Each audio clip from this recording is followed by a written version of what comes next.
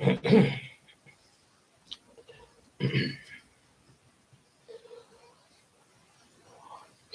is time for the life. We're all gathered here tonight.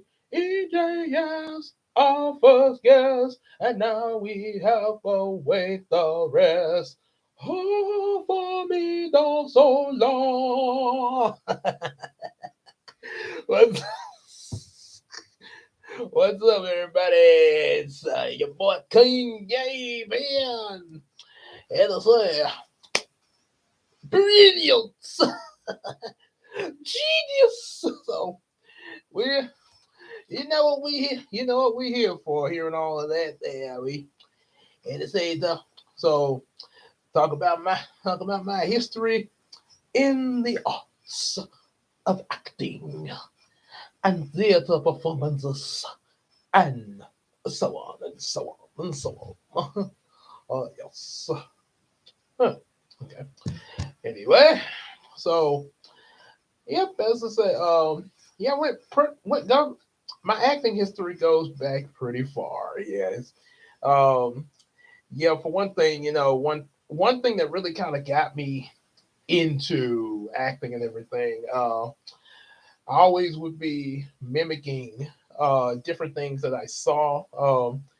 Ever since I was looking at first, they probably think like, well, kids copy what they see all the time, but like really, say but yeah, this I think I probably took more into it than than most kids there. Yeah, because I would be actually mimicking voices really well. Um, one time we was on a road. I'm not sure how old I was, but we was on a trip to Houston with. I was on a trip to Houston, Texas, with my folks there, and while we was the whole time we was in that car, they listened to me recite the entire Lion King movie. The voices, everything, like I'm afraid I'm at the shallow end of the gene pool. There's one in every family, sire. Well, two in mine actually, and they always manage to ruin the special occasions. Oh, what am I gonna do with you? They make sure everything's working there. Let's see, it's the stream. Yeah, want to make sure YouTube ain't trying. Okay, I got two people in here. Please, just double check it though. Let's see.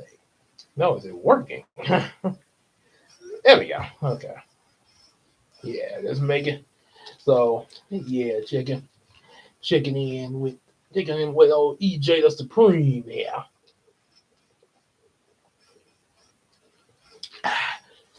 that's one thing about acting. You definitely need a lot of water, especially earlier today.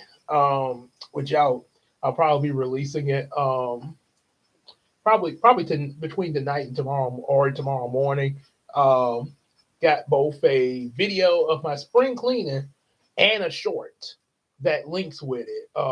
And let's just say when I did the short at the very end of it, I had to do several laugh takes, and boy, does that wear me out. It was like because I was trying to make myself laugh really hard naturally, like really be tickled there to really make like like that there. Oh, almost I was almost this close to becoming the Joker.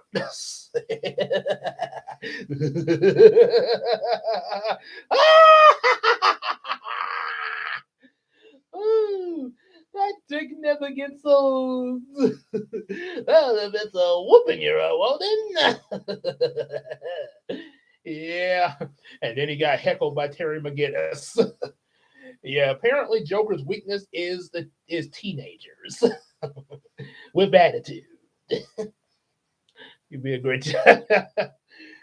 Oh boy, I put it this way. Yeah, that and pretty much a lot of different roles I would probably go with if, like I say, if not live action. Yeah, I'm definitely a man of many voices, such as like This one, for instance, I did quite a good son of Captain Hook. The matter of fact, he's Très Magnifique Carry Hook, the son of Captain Hook. And oh, the penguin. Well, I suppose he could. I suppose that one could be performed ever so much. Well, now, now you better put some respect on that name. The Cobblepots are going to rise again, Jeeves. I'll have you know that the Cobblepots are a very low down group of. Watch your mouth about my family there, and get those shrimp pups to me. You might want to hire some new help around here, Brucey. Yeah, that's another reason why I like the Batman series. I do like the original 90s Batman series. Don't get me wrong. Kevin Conroy, God rest your soul, iconic Batman. But I like the style that the 2004 gave us there. I know it was kind of short lived compared to the original, but it had some good stuff in it though. Especially characters like the Penguin there. That actually would be my favorite Penguin. Obviously, because one because he's played by Tom Kenny, SpongeBob, and yeah, he kind of pulls off that Tim Burton style Penguin, while also kind of having his own thing. So yeah, that's yeah, that's actually a pretty good Penguin there. And don't get me started with that Joker. The Joker in that Batman series, the 2004, is actually a brother. Oh yeah, yeah. I think if I'm not mistaken, the same guy who played Goliath in Gargoyles. I think so. Hmm. Well, that's quite an accomplishment, don't you think, Betsy? Yeah. So yeah, that's kind of what got me into the whole acting thing in the first place. Was one of the mimicking voices, um, and of course with my like writings and stuff like that. Because I'd be writing about what I would see and also some of my own stuff. From the very beginning, drawing. So was drawing a lot of stuff too. So acting kind of just I think it just kind of came out of me from, like I say, especially from the mimicking voices there. Um, so what did I start with first? Okay,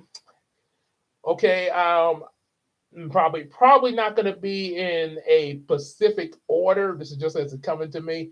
Um, I definitely appreciate the hearts there. So, um, I know I had acting roles at school. Yeah, we did. I was in drama class at school, and the first play I remember we did was Cinder Rabbit. Pretty much Cinderella, but with rabbits. Yeah, so all of us, we were having to, yeah, pretty much dress up like rabbits. Not a whole lot I remember about that there, other than the fact that it was Cinderella with rabbits. And that was second grade, by the way. Um, I didn't have first because kindergarten to first grade I was at a private school called Central Free Methodist, and yeah, we didn't have. I don't think we had a drama class at that school. But when I got to South Howland in second grade, um, yeah, we had one there. And that's yeah, Cinder Rabbit second grade. Third grade started with no, well, third grade. Um, I think that was when we did. I think that's when we did the play The Runaway Unicorn. It was a unic. Don't demonetize. Don't don't get me for this now. Is it just my text? Is it just my text alert now? Yeah, don't. I'm just putting the sound off so YouTube won't be attacking me for this there, but I can still see it vibrate. Though. So yeah, yeah. If you check it, check. You can still check with me on Texas about thing, I will see it, feel the vibration. Um, so third grade Runaway Unicorn. It was basically, I think, I think this was a story that our drama teacher created for us there. It involved all the fairy tales, kind of like Shrek. Except it's more for elementary kids. There were Shrek kind of was more middle school kids, but still a good movie. Of course, you do have some elementary kids that have watched Shrek, but can you blame them? But the it was about all the different fairy tale creatures. They were we literally had like the stage prop of the different books that these characters came out of, like Three Bears, the Three Pigs, and stuff like that. And the runaway unicorn, and everybody was looking for this unicorn that had ran away. And turns out the reason the unicorn ran away was because she was trying to find what story she exactly fit in. She didn't know what story she fit in there. So that's what I remember about that. Um, I'm not. I'm pretty sure we did a play in the fourth grade, but I can't think what it was for the life of me. But I do remember fifth grade. Fifth grade. Now this is where I actually remember my what I kind of my role and everything. Was Peter Pan. Peter Pan. Y'all know Peter Pan. I don't. That's a no brainer there. Peter Pan. Peter Pan. He come in there. Him and Wendy, her brothers, Neverland. That was our fifth grade play, and it's kind of ironic that we did it in the fifth grade because we about to graduate and go to middle school. A lot of us were sad, and we're gonna miss some of our friends there in elementary. Um, and some of them, like myself, thought that when we got to middle school, we had to grow up, that we wouldn't be able to do kiddie things anymore. And ironic that we do the Peter Pan play because that's kind of what Peter Pan was targeting with Wendy. Hey, at any rate, hey, no, oh, that's right. Say, Doc, honey, oh, is it Mary? Wendy is growing up. It's time she had a room of her own. The night's her last night in the nursery. Sooner or later, people have to grow up. But mother, I don't want to grow up. Don't worry about it anymore tonight. Well, I kind of froze there for a second there. Hit me up with some likes, y'all still there? Y'all still yeah, me checking my hotspot. Yeah, I'm still hotspot. Still say it's here. Okay, yeah. Okay. I got one like there. Yeah, let me know if it's still say still here. Is it still here? Make it this. Yeah, 'cause I know this kind of happened to EJ one that you two be like that sometimes, but and then I know I got cut off in the first live I did this week.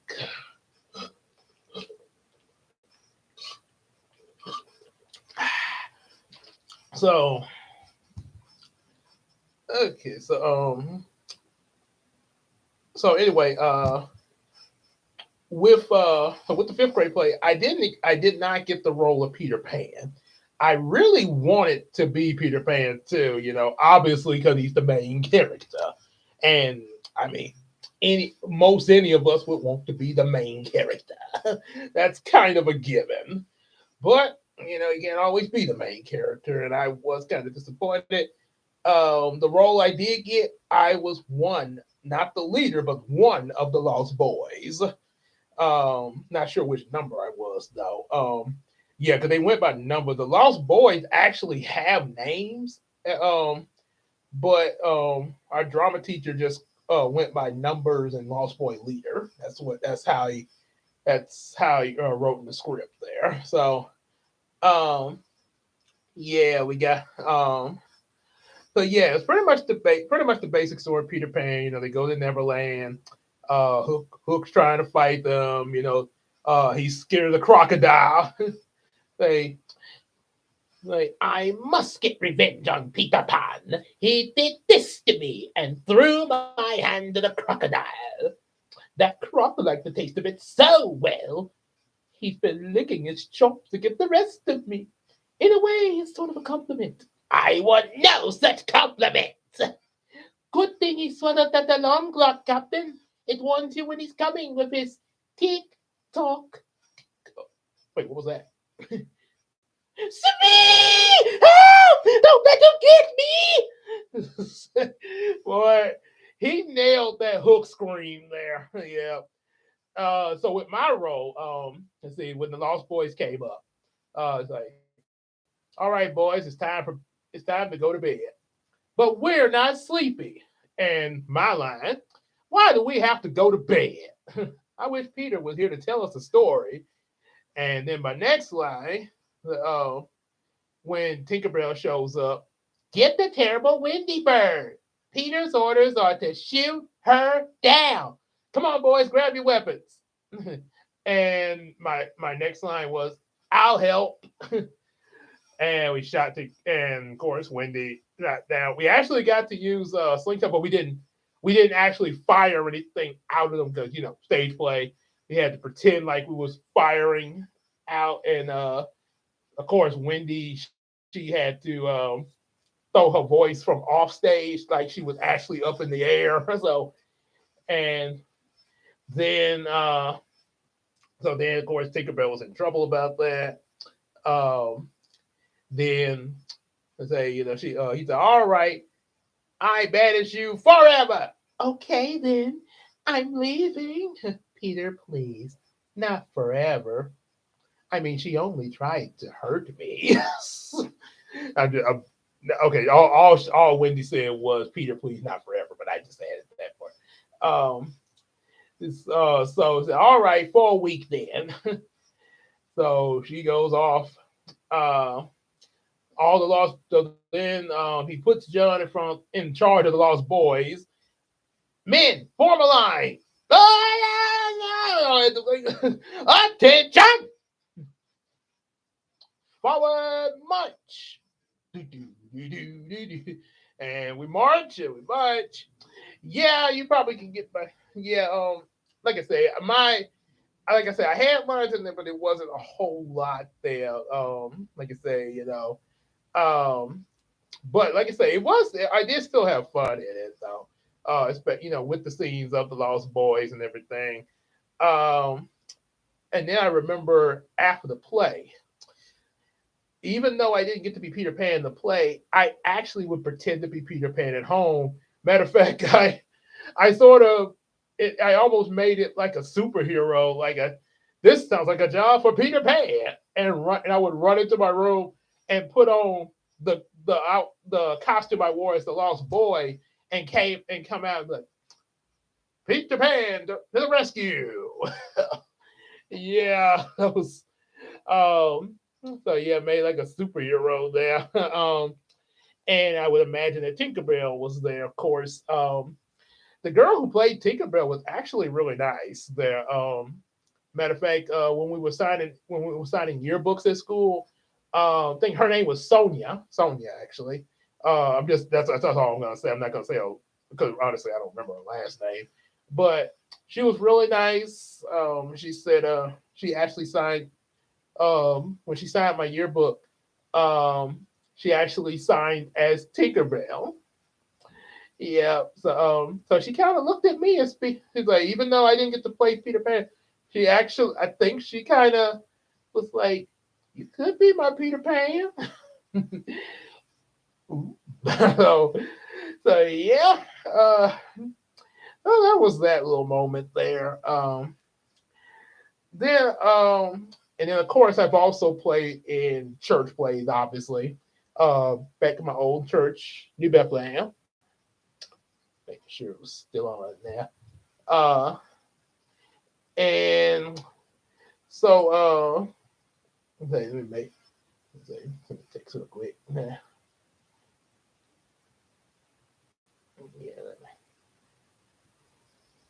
okay, but anyway, so yeah, I went. So yeah, at my church, say my church, yeah, we had performances there. You probably okay. I call myself King Gabe. So that's actually short for Gabriel. That's Gabriel Johnson. This because of this, I was. Now I'm not saying I don't like this role, but you know, you kind of want. You're like, can I play some other roles too? Sometime in other plays, they always casted me as the angel Gabriel every time. Like the nativity and stuff like that. It's like, okay, Gabriel, you're gonna be Gabriel. I'm like, oh wait, but why can't I play one of the other? Okay, I played Gabriel last year. Why can't I be one of the other, characters? You are Gabriel. That's your name. Wow. Okay. So almost kind of gave Gabriel almost. It almost kind of makes me think of that boating school episode when Mrs. Puff was trying to find a new hall monitor, and it was SpongeBob's turn. SpongeBob. Like, oh, Timmy, you're the new hall monitor. Hey, I done it already. Like, Kiki, you're the new. It's like, oh, come on, I done it 3 times. Yeah, so yeah, kind of the angel in the X-Men. Oh yeah, I know who you're talking about. Yeah, Arcade. Yeah, I remember him. I'm trying to think. Was he in the? I know he wasn't in the first movie. What was he in the second? Was he in the second or the third X-Men movie? X-Men movie. Now I'm pretty sure he was in the animated series at some point there, but was he in the second or the third movie? I'm trying to remember there. I know he was in them there. Um, may have been the third, may have possibly been the third movie because I'm kind of remembering the scene when he first saw his wings and stuff, and he was kind of ashamed of it there. Yeah, and then of course, I think Beast was also in that third movie too. There. Um, okay, yeah, okay, yeah, because it started. Yeah, I started to remember when he was kind of fooling with his wings there. Yeah, so yeah, last dance. That was the one that they sort of went overboard and say we're gonna destroy everybody. So yeah, Jean Grey comes back and she just uh unalives everybody in this movie, even Professor X, and like wow, it just yeah, not exactly the best representation of the Phoenix there. I'm just saying, uh they dropped the ball. Yeah, they kind of did. Like I say, it's one thing to be dark. I mean, there's a lot of good movies that are dark that get pretty dark. TV shows, both for kids and adults. But you still got to have some good writing though. You Yeah, like I say, G never teamed up with Magneto. Oh, Charles, are you trying to read my mind? You do realize I'm blocking you up here? Hmm. And what are you hoping to find, Charles? By the way, I want to go first in our game of chess. Oh, oh, oh boy. Oh, okay. Okay, I'm guessing that's in the comics there. So, yeah, the comics will never let you down.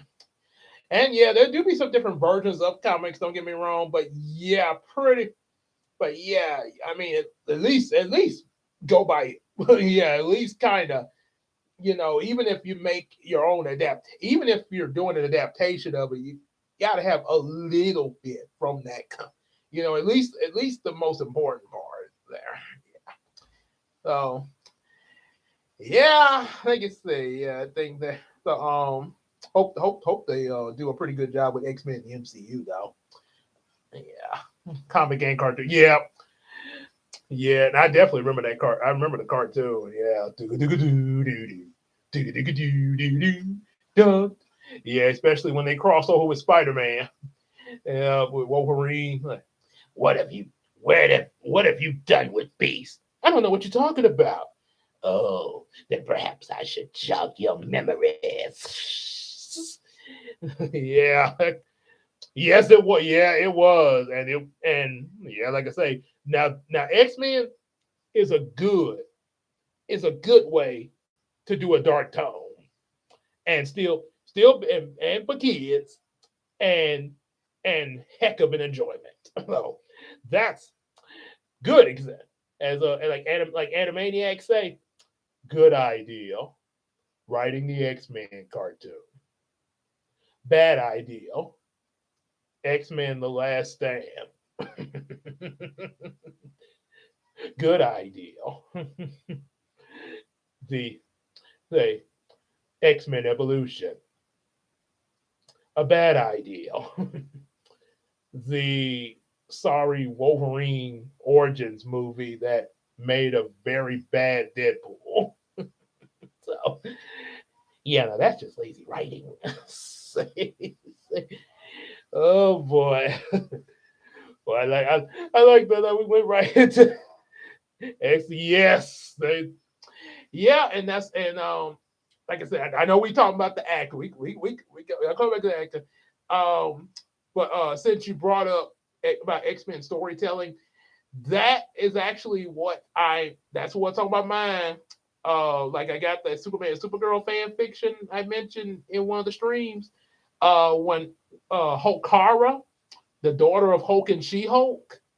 Yep, there's gonna be it's gonna pretty much the series of Hulkara starts off with her and the X-Men trying to fit into society there. And then it works its way up to them being accepted. And then, of course, my own version of the MCU kind of mixed in, Iron Man, all that. But it actually starts with the X-Men. And you also get to see Spider-Man there.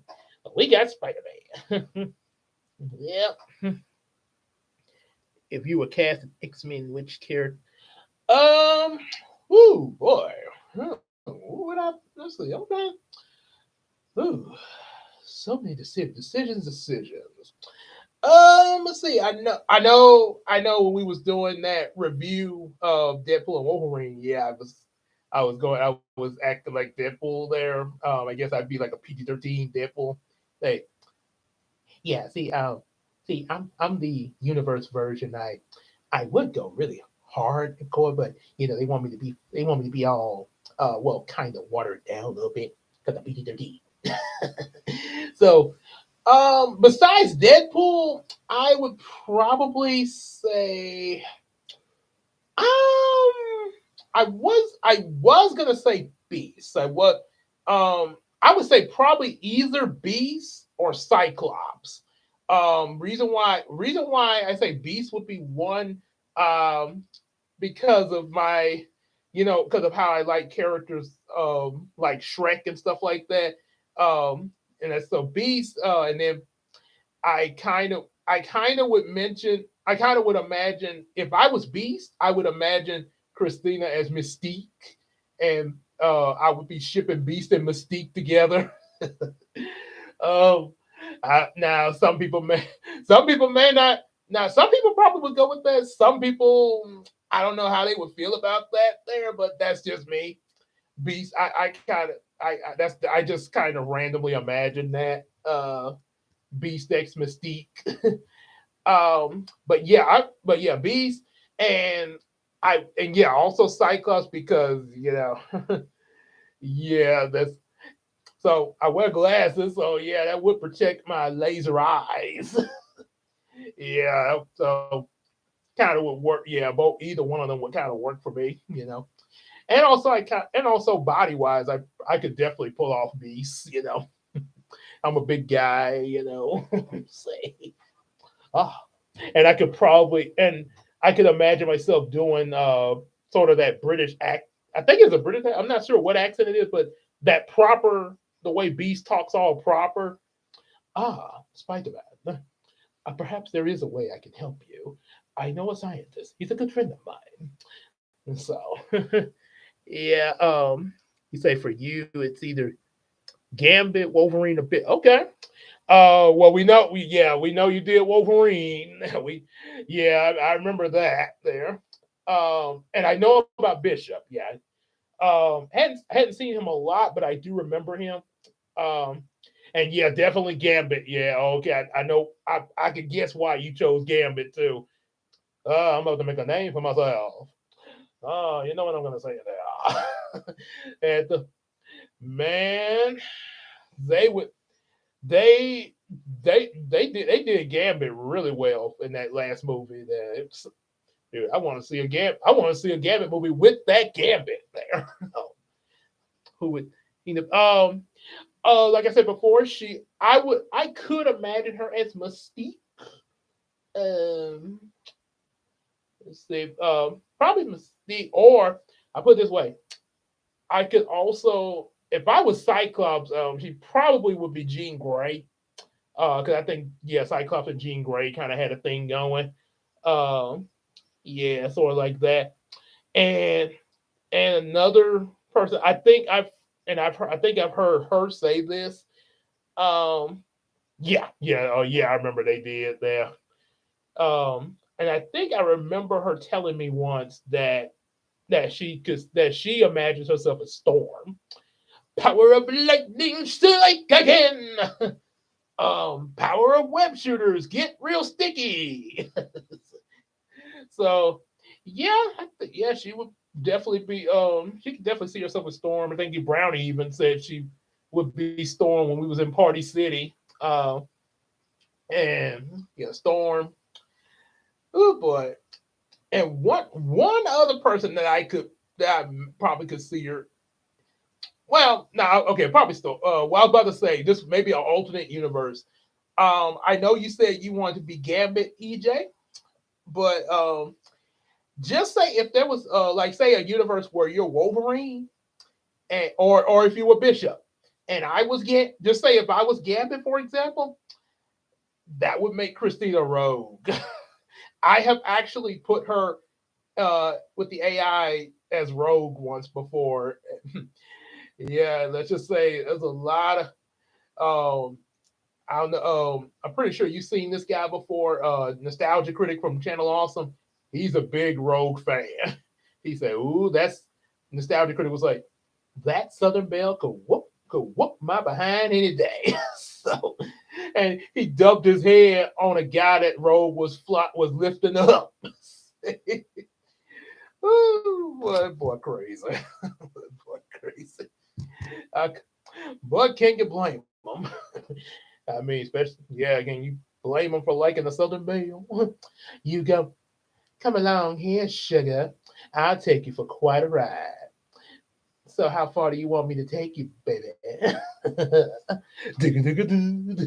Especially when she was kind of flirting with Spider-Man a little bit there. And this, maybe, maybe you could tell me why you're here. I think that mask makes you look kind of mysterious there. So, yeah. So, yeah, quite a quite a bit with the X Men there. I bet if Marvel hears us, like they probably try to take some notes of what they're gonna do with the MCU X Men. They want X. They want Rogue. They want this for Storm. They want Bishop, and maybe another Wolverine over here. Okay, okay. Check. Oh, yeah. Ooh, take notes, Marvel. Take notes. So yeah, pretty much in those roles there. Let's see. Going speak as a well, we are talking about roles now. That's and not dinner rolls. But anyway, so yeah, like I say, I was always cast as the Angel Gabriel, and then of course Marvel cast me as Angel. I auditioned for Cyclops and Beast, and they put me as Angel. So okay, so anyway, So another moment in my acting history. Any of the cast does it, yeah. Yeah, what? Yeah, go. I go for it. Maybe. Uh, yeah, like I say, I go for either the official one or fan made one. Yeah, like I say, like Jason David Frank, he played in the official Power Rangers, and then he did some stuff for the fans with Superpower Beatdown. Yeah, when he fought Scorpion now. Yeah, and some other roles I was in. Well, actually, there were some roles I auditioned for outside of school and church. I'm not sure. Well, actually, I tr- I don't think it was really an audition.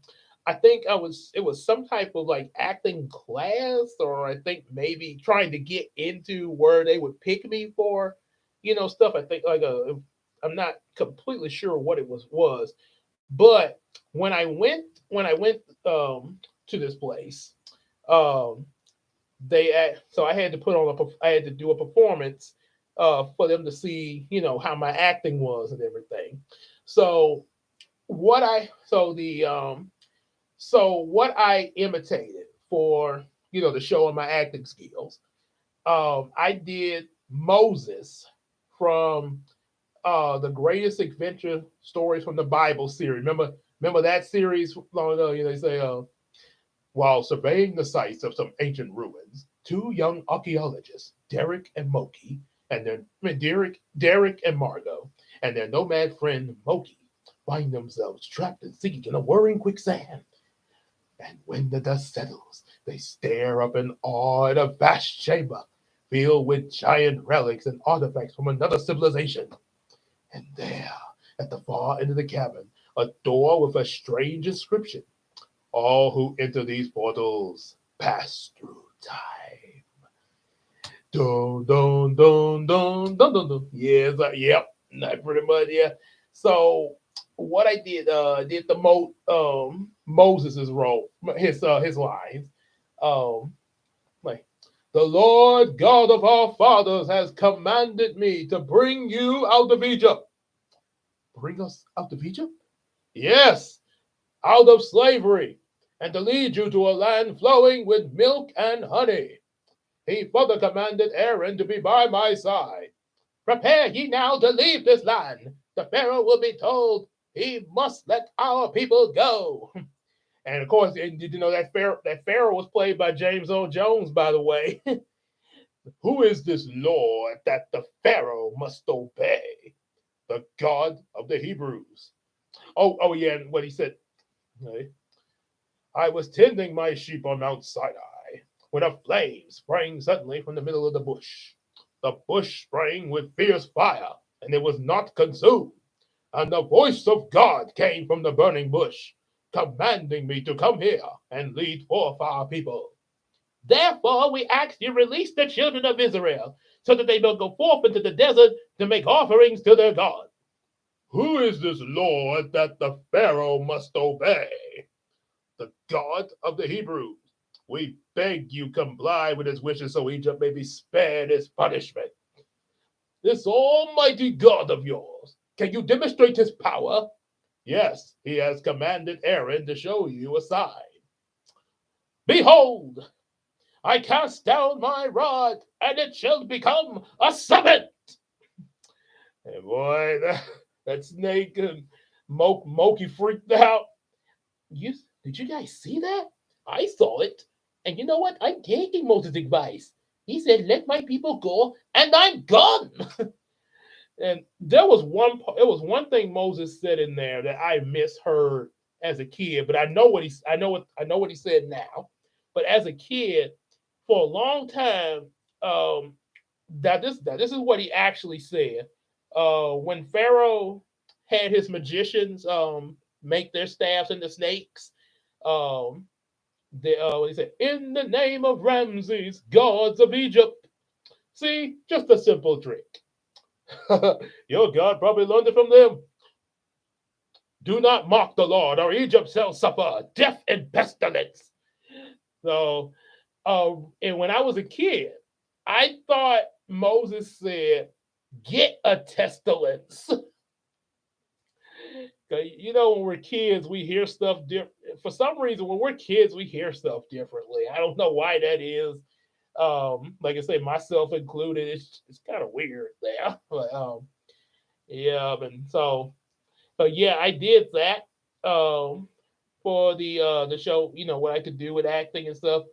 And as I stated before, on the road trip to Houston, Texas, with my family, quoted the whole Lion King movie from I think from leaving here Shreveport all the way to Houston.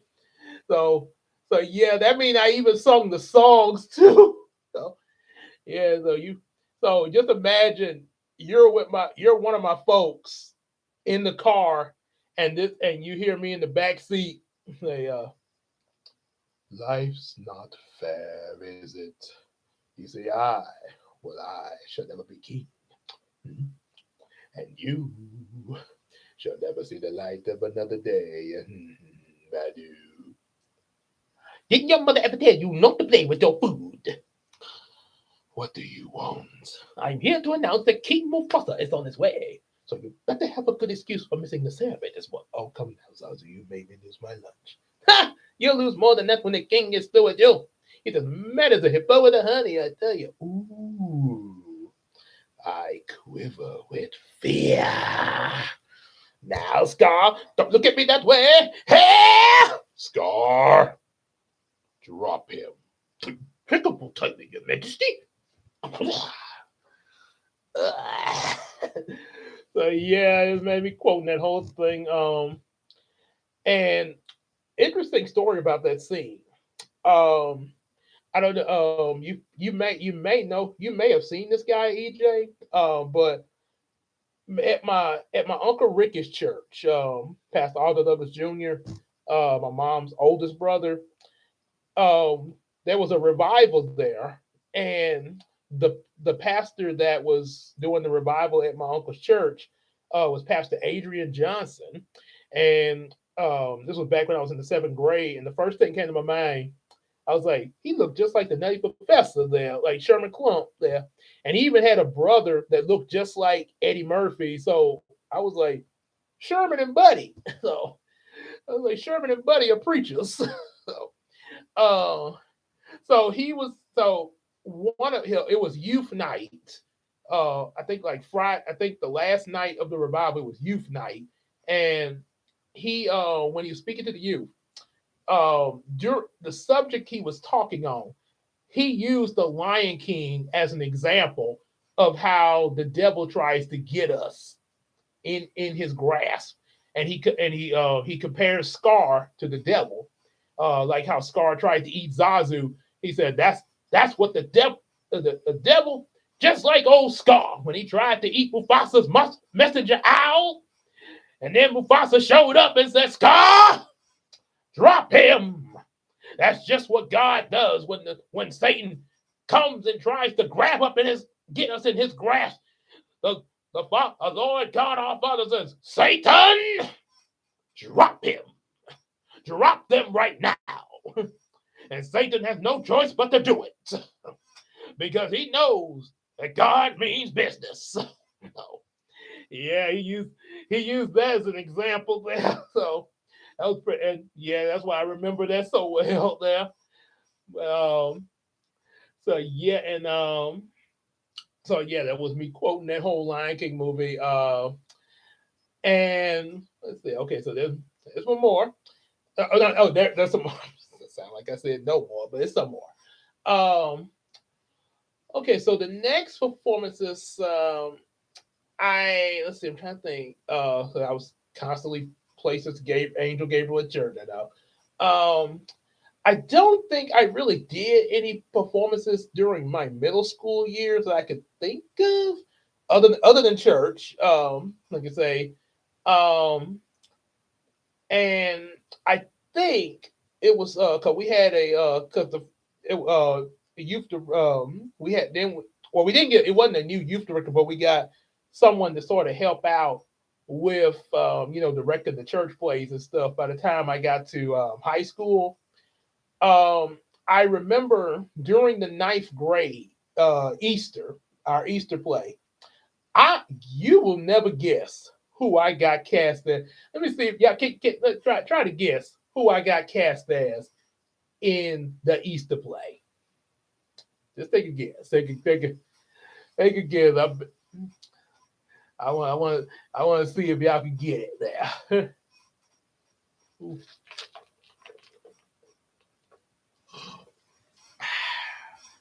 Oh boy. I guess I washed my hands of this. My medicine of this man's blood. Do with him as you wish. Uh, Many guesses. Many, many guess. Guess they say, get the mother back some really tough questions. Do, do, do, do, do, do, do. Okay, so trying to say, okay, I try to see if y'all could see another one came in. Trying to see if y'all could guess who I was cast in my church play, but in the ninth grade in the Easter play. See.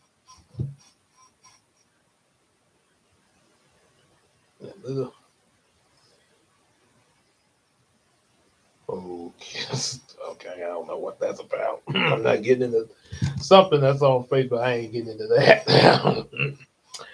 Yeah, it's like I say, yeah, that's how that's how trouble gets started. You start getting into stuff you don't even know about. They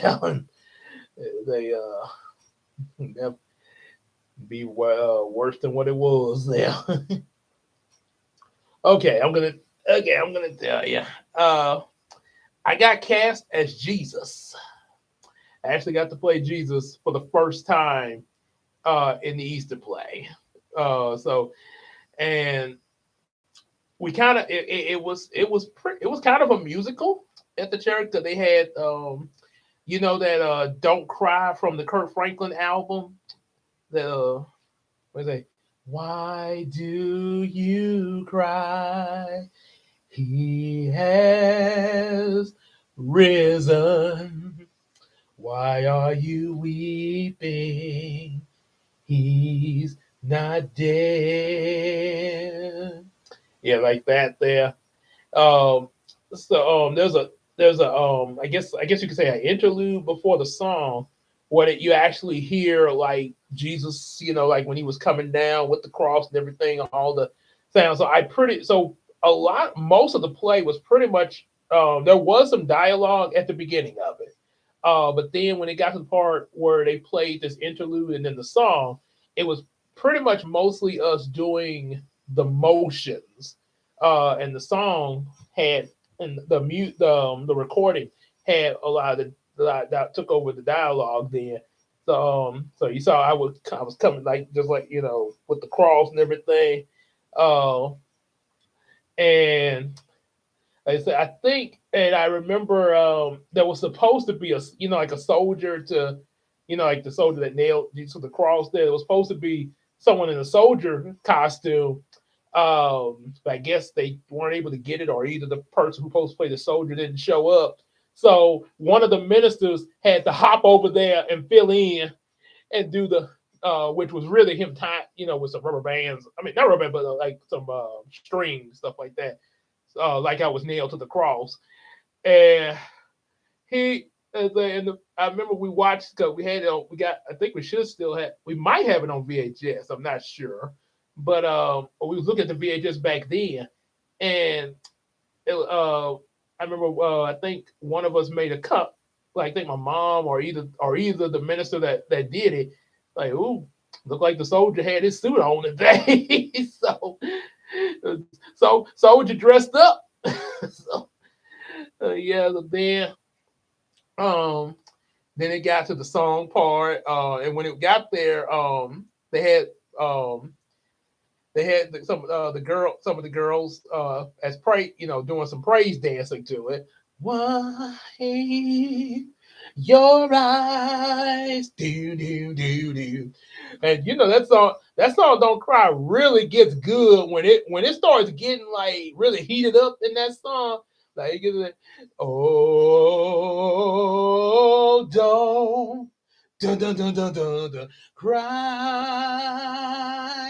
wipe your eyes, do.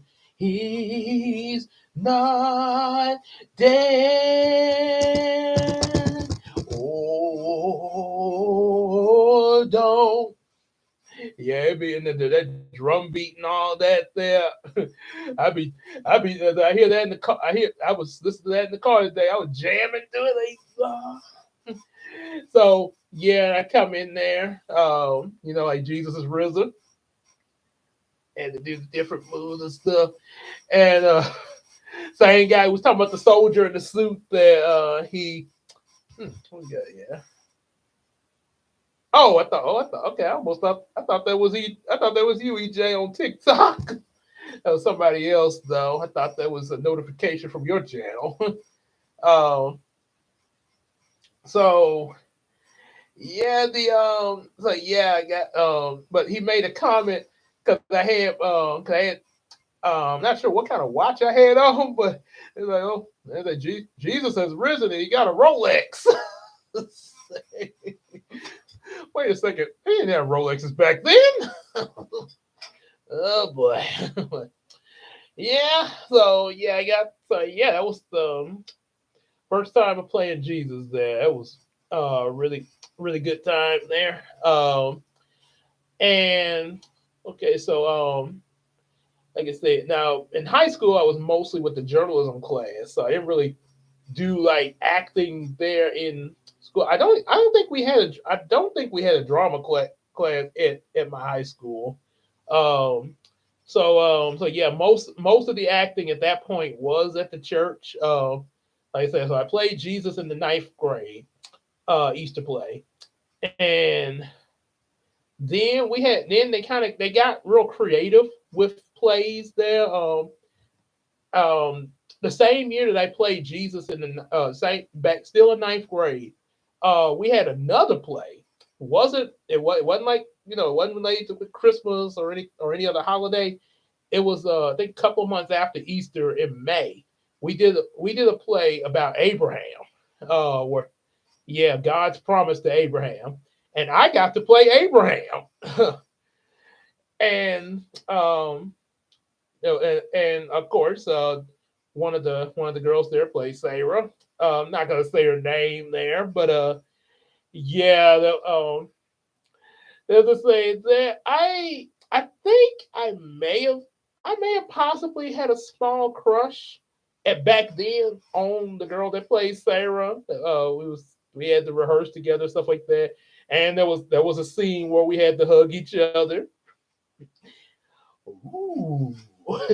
You know the moments when they have the act when two actors fall in love off stage. Yep, that does happen there. I got definitely play Abraham there, and they let me make sure of something real quick there. Am I still?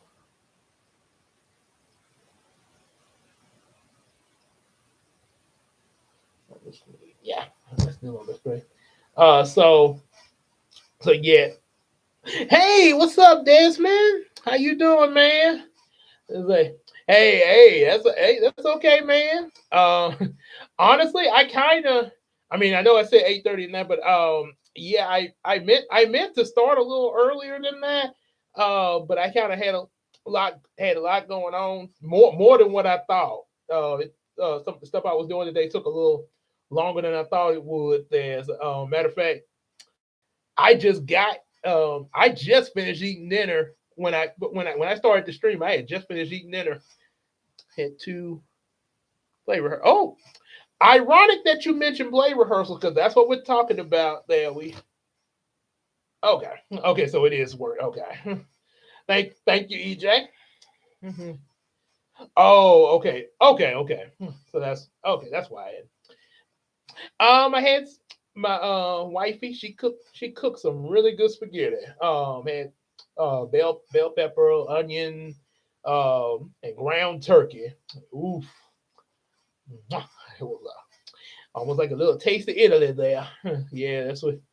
Yeah, had called. That's our ideal of the classic spaghetti for us there. So yeah. Oh, okay. Oh, well, it's okay. I mean, that's okay. Everybody has what they like. It's not like you say. I gotta tell you, the majority around my area, a lot of that I consider the norm. I consider myself abnormal. So a lot of the norm, um, to me, they like they eat like greens and stuff like that. Now I do like some vegetables like spinach stuff like that. But I don't like greens. I actually tried greens once and I just couldn't get the taste of it. Somebody asked me did I like greens when I said, nah, I don't really like greens. You don't like, boy, what's wrong with you? I don't like them. Like, okay. Like, geez Louise. I can't have a dislike. So, yeah. Oh, yeah. Yeah. Welcome back, DJ. Yes. Yeah, like I said, like I say, it's nothing wrong with being different in what you eat there. Yeah, like I say, 'cause, I don't expect us all to eat the same thing. As there is a how many people are?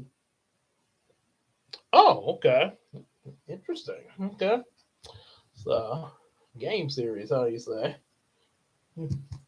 Okay, so yeah, but yeah, we were talking about of course my acting history. I already had mentioned elementary, where I was in school plays like Cinder Rabbit, which was like Cinderella with rabbits, the Runaway Unicorn, a fairy tale character who was trying to fit in with the other fairy tale characters, sort of like a kid friendly Shrek. Um, and oh, okay. uh, and also Peter Pan, which that was kind of Peter Pan was kind of we kind of made a musical out of that too there. And I played one of the Lost Boys in there. And at church, I was always cast as the angel Gabriel because my name was Gabriel. So, but in the ninth grade, I actually for once was cast as something as another character. I actually got to play Jesus in the Easter play, and then 2 months after the Easter play, I got to play Abraham. So um, yeah, it was so that was kind of a step up for me there. And then, like I say, the other plays we had at church later down the road, they got really creative there. Yeah, pretty good, pretty big roles there. Um, like I say, and I have had small roles as well, especially starting off there. Like I say, you got to crawl before you can walk there. So, and and there have been times I've even had small roles, even at the same time I had big roles. So yeah, kind of sometime in between. But you know what I say? Hey, I'm gonna act. So, um, so yeah, they got really creative with the plays after that at our church with the new director we had for that, and I was doing this.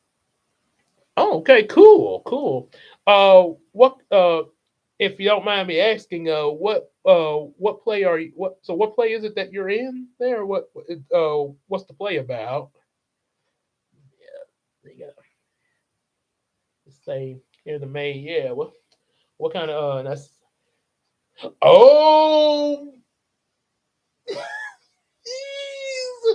that's my excitement for it, man. Cause man, I love me some High School Musical, I did mention that in EJ stream. Yeah, shoot, but yeah, shoot. I'm about to be 37. I still love High School Musical. So yeah, you're right. Some adult, I'm one of the adults that love it. um, Ozzy, yeah, the one that loved to bake. Yeah, I love to bake. Yeah, I remember him. He was trying to flirt with Sharpay. Yeah. Um, and you know what? Funny you should mention High School Musical. When I met my Queen Tina, who's my wife, when we our meeting each other, I kind of compare it to High School Musical. Only difference was we met in college though, so it's like a college version of High School Musical. At least I get to pie someone, pie someone. You say, oh boy. So yeah, we kind of we kind of compared our meeting to High School Musical, and yeah, we my wife and I we've watched the High School Musical trilogy too. We've seen the first one, and I definitely remember we watched the second one here at my house there, and we went to see the third one in theaters there. So yeah, we see, and we've even seen the High School Musical concert too.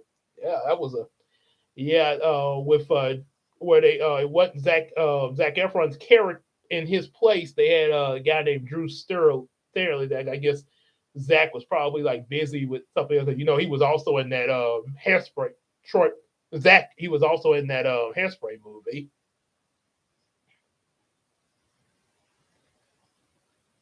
I think that one was good.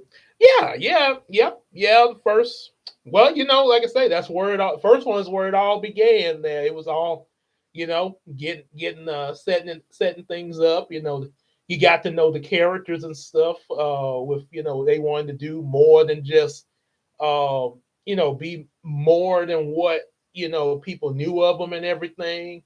Stuff like that, like the Zeke wanted to bake, Troy just thinking of trying out with the singing and stuff. But yeah, yeah, and that's why I really because my I used to work when I did on one of my other channels. My former co-writer used to work with me on one of my old channels. She hated High School Musical. Oh boy, she hated it with a passion.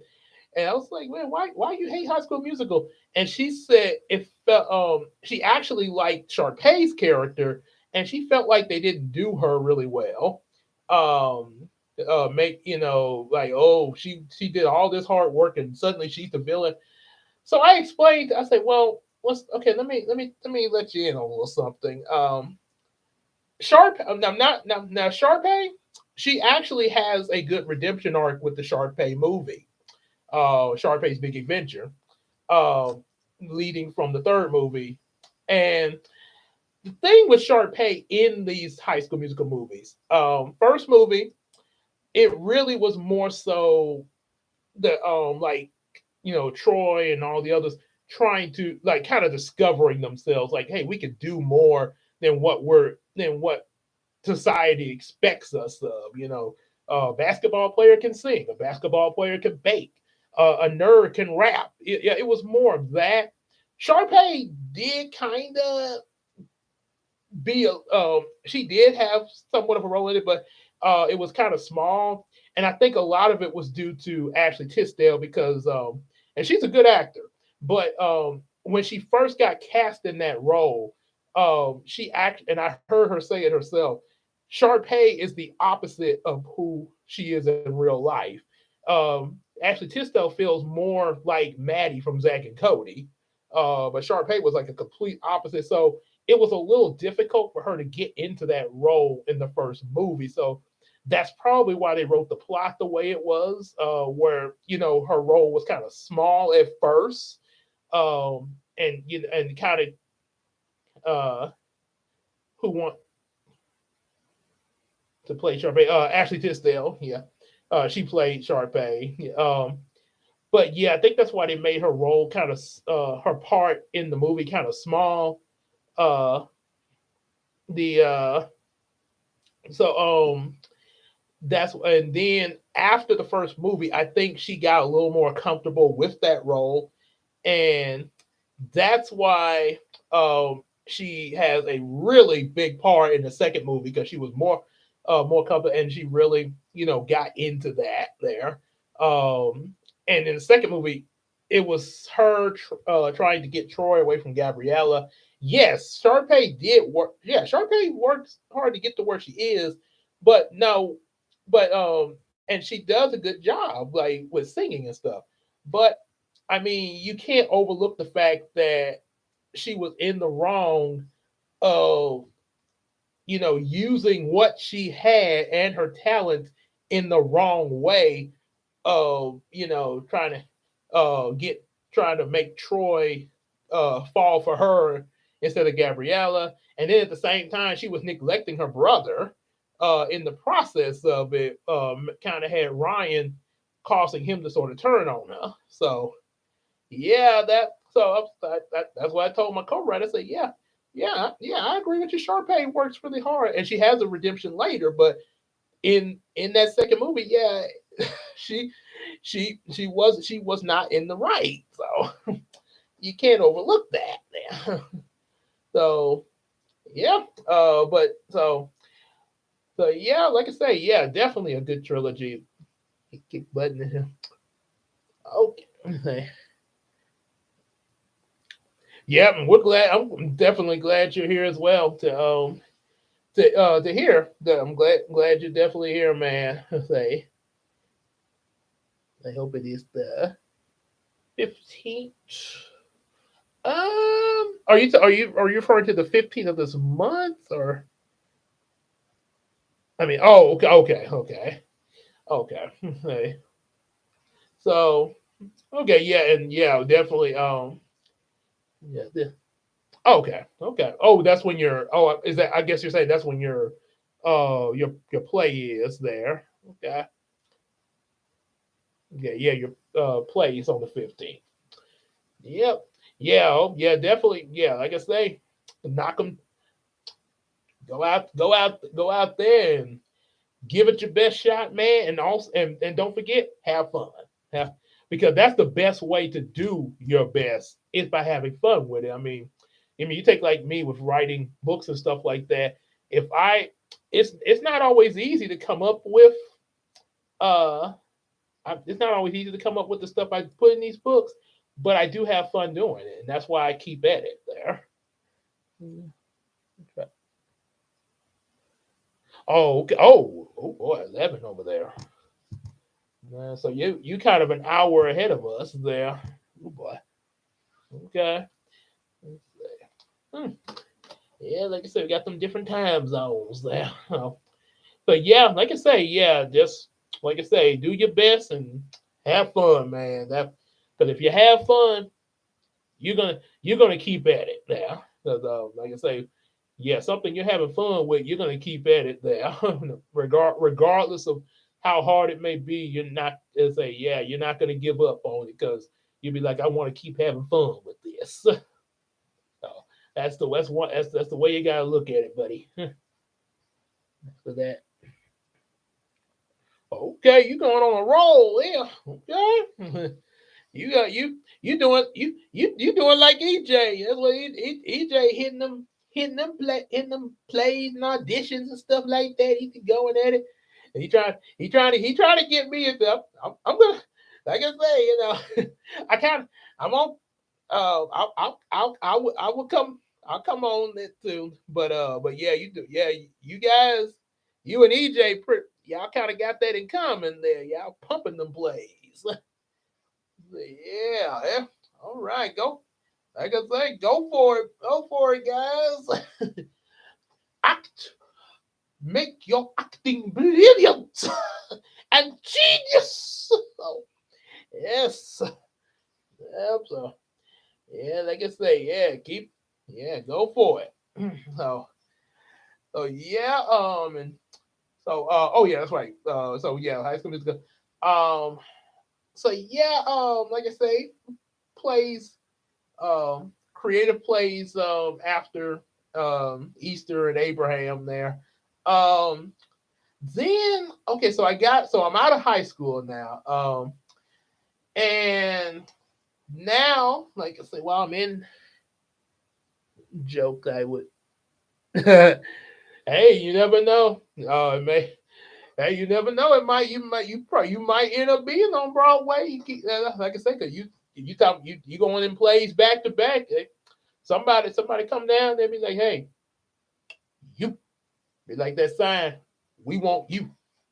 So you never know what's gonna happen. Never say never. Yeah, like I say, yeah, your grandmother might be on, might she might be seeing something in you there. So, yeah, they say, our elders are very wise. Yep, pop 10 years, they say who knows, but say they say it can, but it can't happen.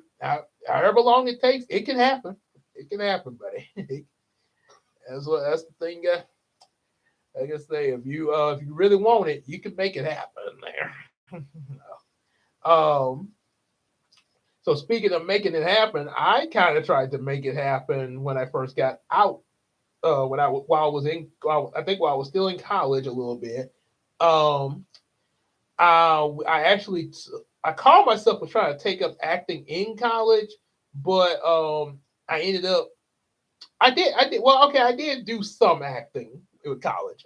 We had it was more telecommunications where we were it's pretty much like we were learning how like you ever watch daytime television like Judge Judy or American Idol stuff like that. We kind of work like how shows like that would be set up, like camera one, camera two, and all that. So it was basically we were learning that, and then was also learning like how to do you know films like outdoors and stuff like that, outdoors and also in the studio.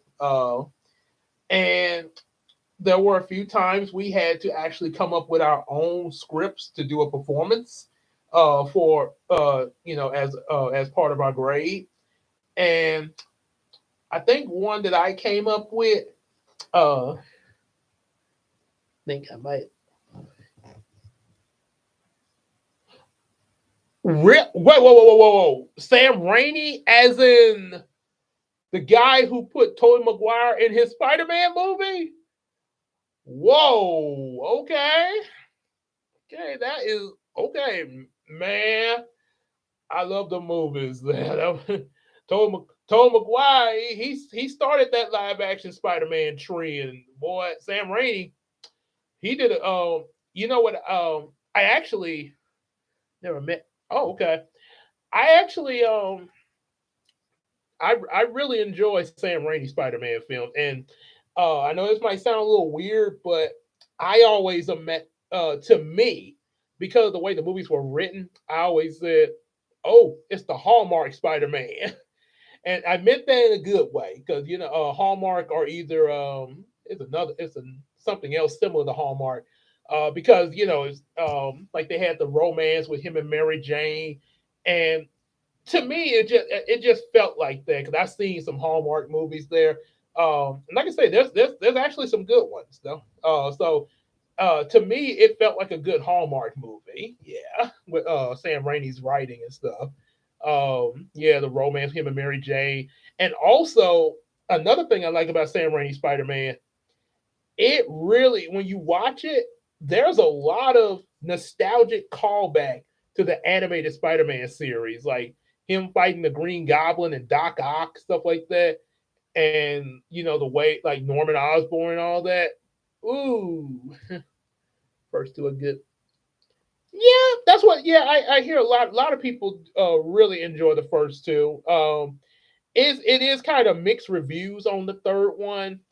I'm okay with the third movie. I got a copy of it. I'm okay with it. it's good, but one criticism I have toward it, it kind of felt like they were trying to do too much, which that kind of was the thing. Um, Originally, Sam Raimi did not want Venom in the third movie, but the studio pushed him to do it. Originally, it was just going to be, the black suit, Harry Osborn becoming the new Green Goblin, and Sandman, and that was going to be pretty much it. Just dealing with that. Uh, but he was the studio pushed him to put Venom in.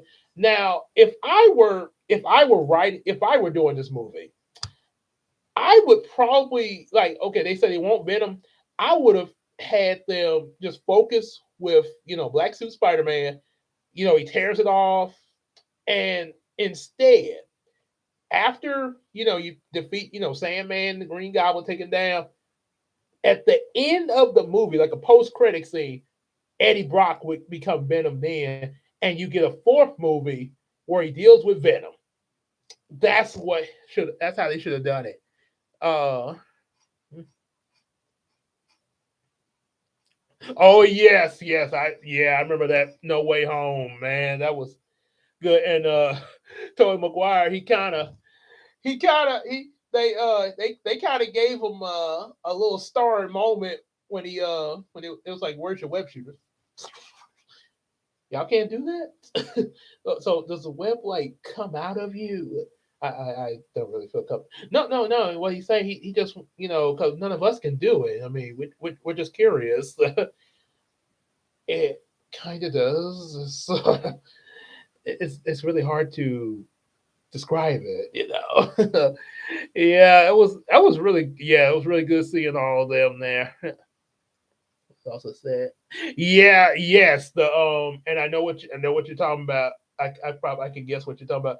The um, the whole thing of having to wipe Spider-Man from everybody's memory, including Michelle. Yeah, MJ.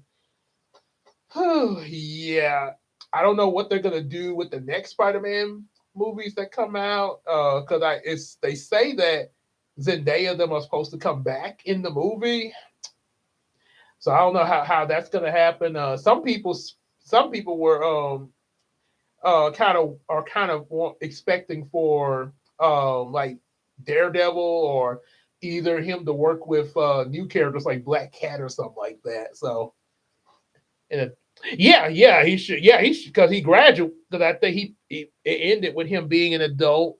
Uh, oh yes, yes. So I don't. So yeah, yeah. I noticed. I know Peter would be an adult, and that was even more so sad with Aunt May. They, because we've always heard Uncle Ben died. Uncle Ben. Now they did it with Aunt May. Ouch. Which Black Cat would have. Yeah, they should. That would be an interesting. That would be real something new that we haven't seen in the live action movies that I feel like they should do. Use the Black Cat because, um, I mean, if he's wiped from everybody's memory, that's a perfect shot for Black Cat to come in. Yeah, because we've had. Now don't get me wrong. I like me some Spider Man X Mary Jane shipping, and we also got to see him and Gwen. So yeah, let's see what Black Cat's gonna be like. Yeah, hmm yeah, yeah. That's do something different. So Black Cat was a good character in the animated series. Yeah, I definitely would like a movie adaptation of that. Just a stray. Felicia Harding there. Yeah. MJ, Mary Jane, and Betty. MCU. There has been a MCU. MCU. Okay, sorry. Yeah, that would be an interesting thing to do. I don't know how they would do it, but it would be interesting to see them if they could. I would definitely want to see it because I've actually read from a friend of mine a comic of Marvel versus DC. And this was a big comic book, by the way. Um I I remember parts of it because um I'm not completely sure how much of it I read because I was just borrowing the book from them. But yeah, it was Marvel versus DC. I remember they had Storm and Wonder Woman were going at each other. And I think Storm and Wonder Woman, and I think Wonder Woman faced Thor. Then Superman, Spider Man, obviously, because they've had Superman and Spider Man crossovers quite a bit in the comics. Spider Man met up with Batman and the Joker. So yeah, yeah, like I say, yeah, there's a lot they could do with that. They could, a lot of that they could kind of pick from. Yeah, especially you give them that Marvel versus DC comic book yeah, as a blueprint there. So yeah, that has happened there. But we would definitely love to see it on TV. I mean, movie screen. Sorry. Yeah. Superman. Superman versus Batman. Oh yeah, probably. I would say it would be good to see a proper one. We They did do that. Batman beat Superman, Dawn of Justice. The Batman versus Superman part was, wasn't that bad, but they had so much other stuff going on in then, like, yeah, because it was like, Zack Snyder, he wanted to do a sequel to Man of Steel, and it was like, no, we want to bring in Batman with Superman. So then they bought that. Then he wanted to say, then the studio was like, no, no, no, we got to key in the Justice League and hit it them. Man, oh, Iron Man. Okay, Batman, Iron Man. Okay, yeah, that. Okay, yeah, because they both be working with the Iron Man got that iron suit and Batman be working with gadgets. Yeah, that would be an interesting team up or possible battle there. It'd be pretty interesting. Versus, yeah, that would be pretty interesting to see how that turns out because Iron Man be inventing stuff to deal with his enemies, and Batman pretty much be doing the same thing. Um, and plus, Batman has an armored suit too that he used against Bane. So there's that, and also I think also a mecha suit he used in the Dark Knight Returns against Superman. So, yeah, and Superman versus Iron Man would be pretty good as well. Yeah, I think his. I don't know if you ever watched this, but there's a YouTube parody series, How It Should Have Ended. He that was in the they had a cafe scene of Iron Man sitting in there. Him and Spider Man was sitting there with Batman and Superman, and I think Superman says was asking him something, and Iron Man's like, "You you don't think I have kryptonite tank missiles loaded in here?" So yeah, that was that moment there. Heard of it? Oh man, yeah, it's a yeah, his he yeah. When you get a chance, I tell you what, let's see. Oh, I think his he. What's your email address, Desmond? There, I can send it. I can send it to you there.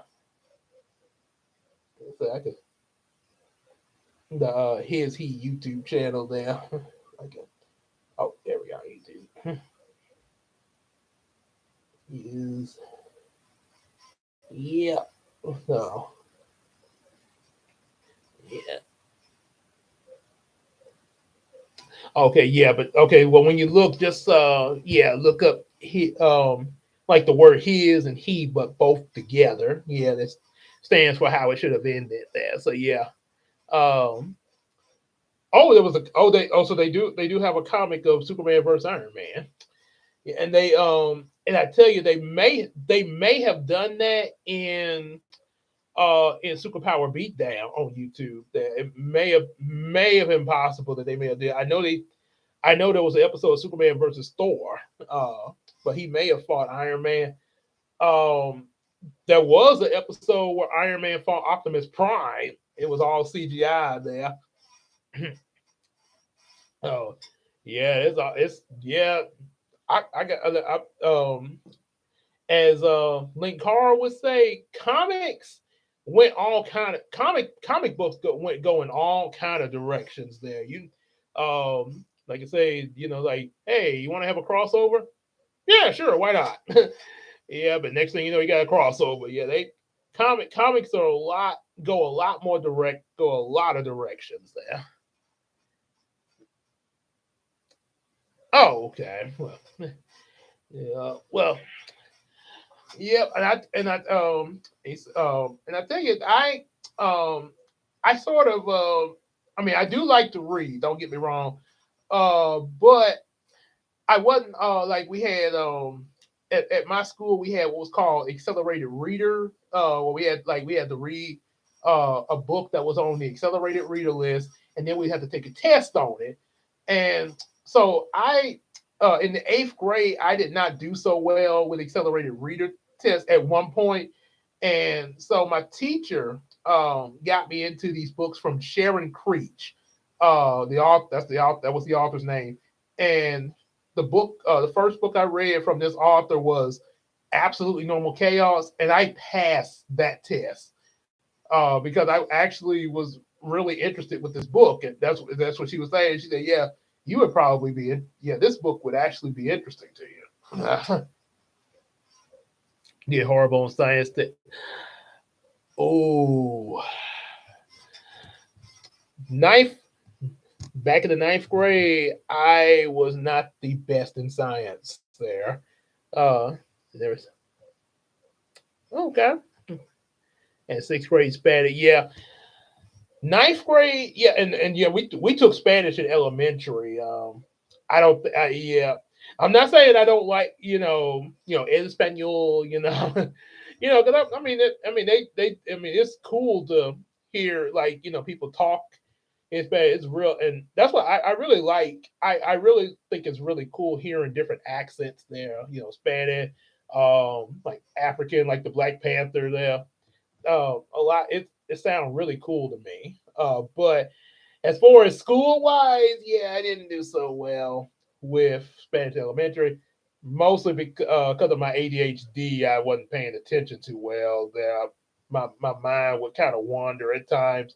As far as and yeah, sometimes I didn't focus too well. Um, and then my science, I really did try to do good in my science class in ninth grade. It just yeah, I just was, but I just wasn't get like I took notes and everything, but thank God the my science teacher he actually because I was he saw that I was actually trying and he helped me out a lot there to get through my science class. And I was at least able to make a passing grade thanks to him. Yeah, he saw I was, and also another thing, personally, I was the only one in my ninth grade science class that actually was behaving. All the other, all the others in the class were like rowdy and everything like that. And the science teacher, he would constantly be having to say, "Get quiet, James." So I'm the only, I guess, because my name is Gabriel, so I'm the only angel in the class. Yeah, I could have. Whoa. Oh my. So he did one day he spent mm, wow. Okay. So the teacher was kind of rambling a lot there when during class time. Yeah. Loving a lot. Hmm. It's getting pretty interesting there, Like I say, we sort of I know we got a specific topic, but we started doing a train here. That's what that was a thing in my school. We call trains when like you would say one thing and okay, what does that remind you of? And then what does that remind you of? And we keep it going. See how long we keep it going there. So, the fifth and sixth grade. Oh, well, I did get that. That's okay. Hey, Truck. Um, I think Casey she multitasks too. That she does. She she's done that too. With a lot of things there. Enjoying. And yeah, yep, that yep is good. Yeah, at least we're all having a good time here. That's the important thing there. Yeah, that's I can say, yep. But yeah, okay, so the teacher was doing a lot of rare. Yeah. Well, I tell you, we got a teacher. I was. Okay, yeah, okay. Oh yeah, in EJ stream. Okay, yeah, yeah. Another. But I tell you, like I said, I had good teachers, but I also had some bad ones. Had a few rough teachers too. The eighth grade, eighth grade English teacher, she had it for me. Now, I will admit, I wasn't always innocent. There were times that I sort of wasn't always in the right, but she wasn't always in the right either. Yeah, so yeah, like I say, neither one of us was really innocent all the time. But there were times where it was like, yeah, she got it for me. And I think maybe some of the times maybe that I acted out was because she had it for me there. So it may have been response to something she was doing. So yeah, but yeah, and then I think my seventh grade English teacher kind of had it for me too. Um, yeah, because she always would be um say I think she would have me like stand outside or be in detention for being late. Oh boy. I'm like one time because I was really trying to get there on time. I got there. I was in the classroom and the bell rang before I got to my desk. But I'm in the classroom and the minute I sat at my desk, she slapped a detention slip on my desk. Oh, so what really? Mm, oh boy.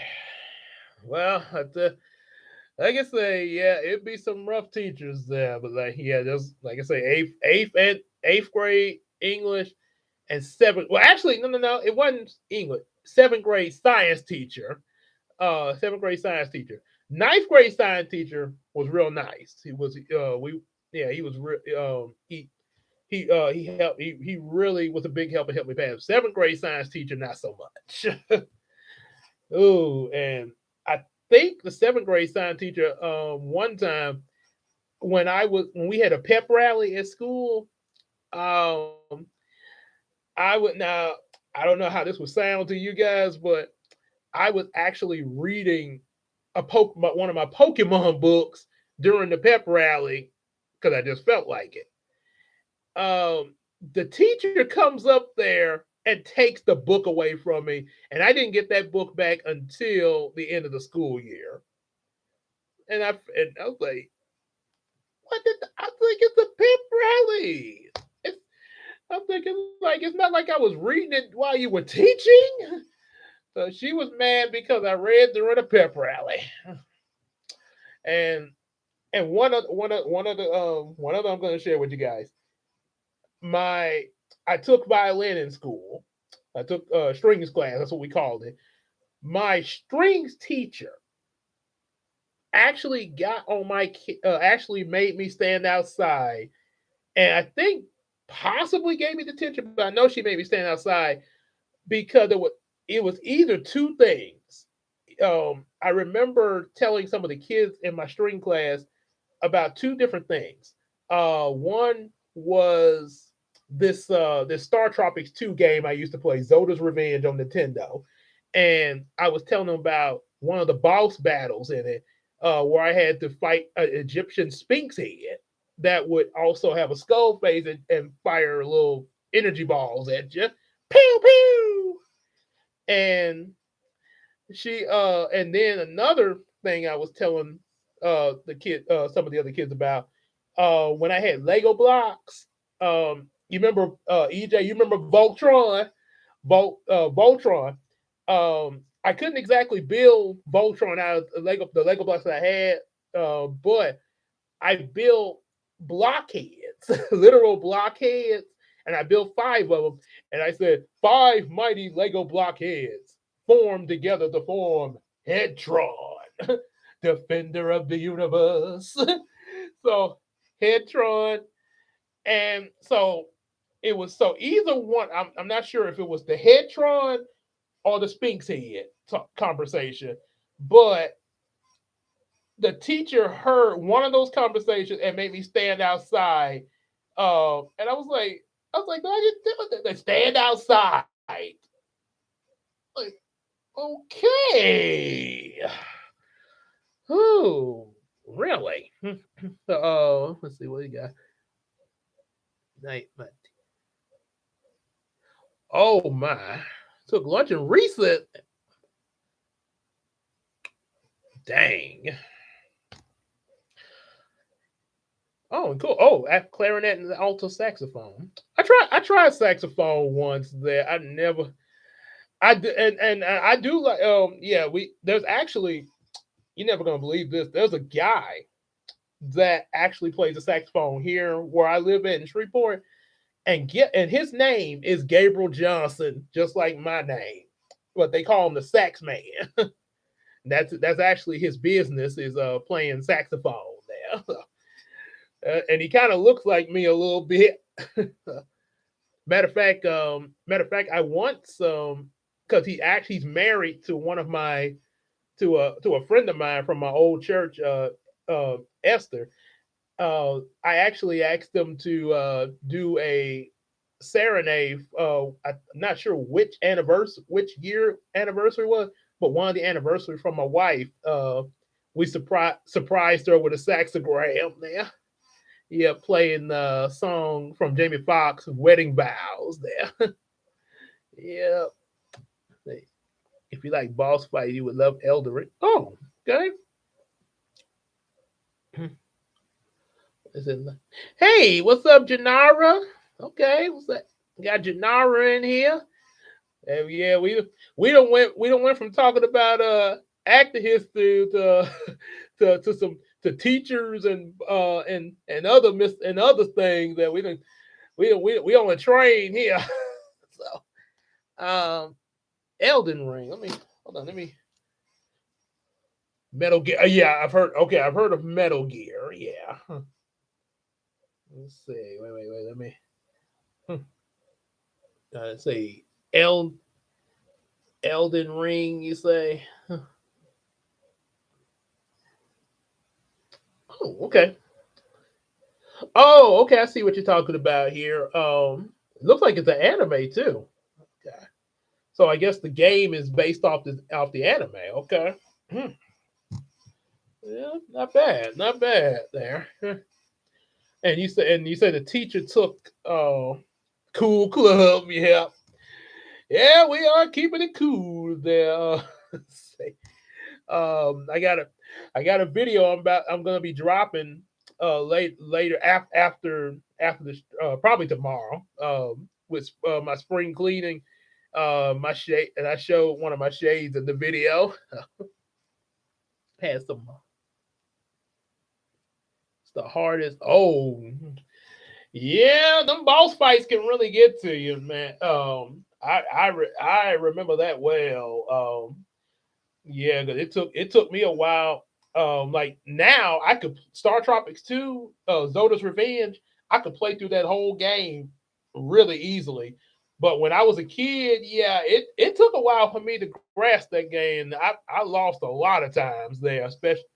Um, but and but once I got good at that game, there was one night, I played the whole Star Tropics 2 game, Zoda's Revenge. I played that whole game all the way through in one night, beat every boss, and then told my mom, a friend of my mom, he came over to the house just as I finished the game, and I was like, hey, I played the whole game in one night.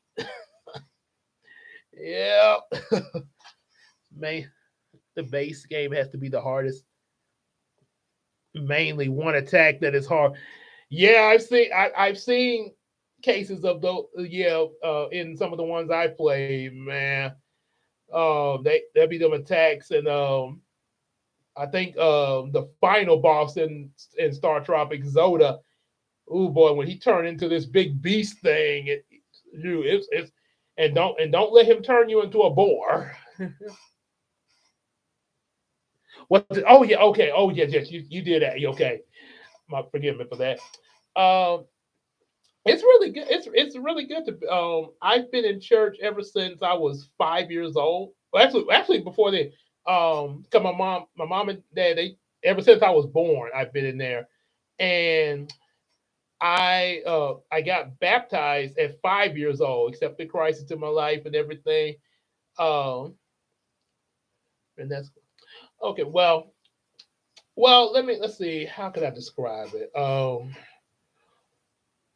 It's like I say, it's all when because it's a lot. I mean, yes, it is important to be as a Christian. It's important to be in church.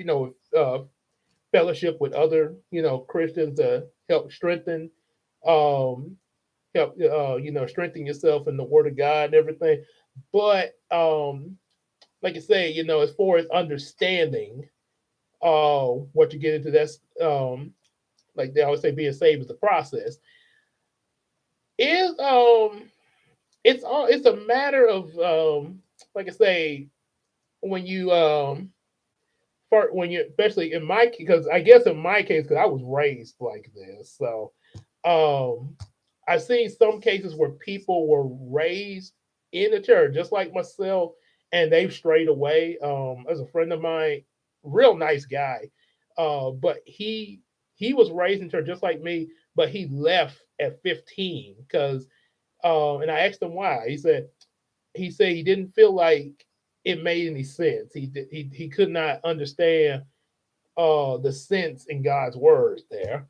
Um, and I did, and so one thing I shared, because I didn't want to, you know, I wanted to, tell him, I wanted to talk to him about it, but I didn't want at the same time to, make him upset or anything like that. Because yeah, sometimes you never know what a person might have went through or why they, may not, um, why they leave that lifestyle of being a Christian there. Because sometimes they may have went through something that's turned them away from God. That's like something really hard in their life or something like that there.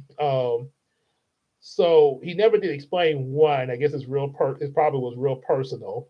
So I shared with him. I said, well, if you don't mind, I just want to share something with you about, about it. He said, okay, what is it? So I told him there was this one time, and this is how I know. Um, this is one. There's many reasons, but this is one of the reasons I know that God is real. I I had a dream once that I was at work with my wife, and some guy came up and was saying all kind of bad things about her, and I told him off. I said, hey, leave her alone.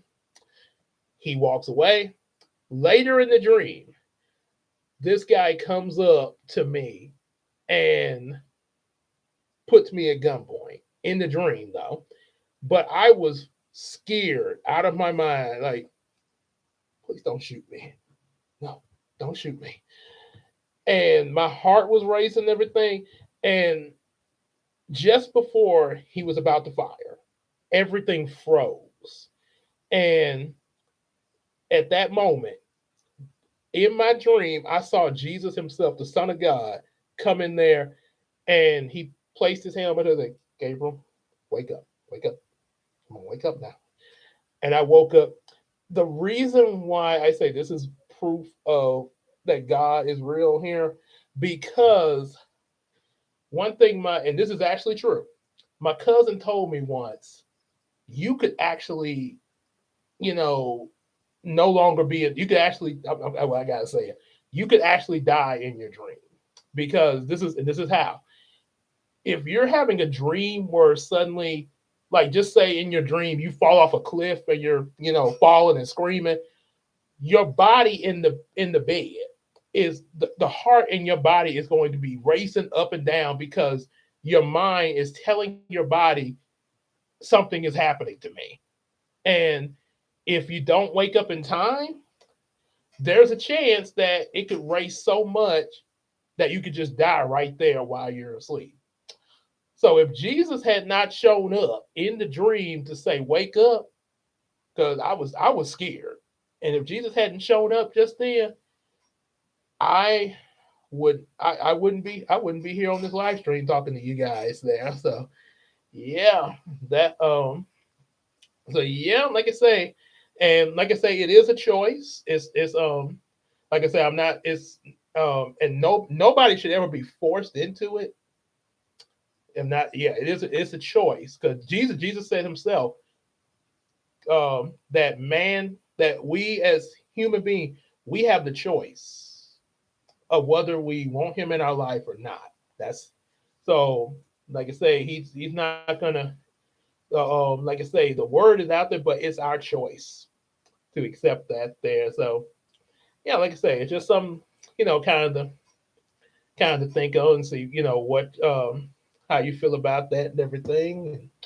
Um, like you say, got but that's one like I say, that's why, you know, one reason that really is got a believer out of me there.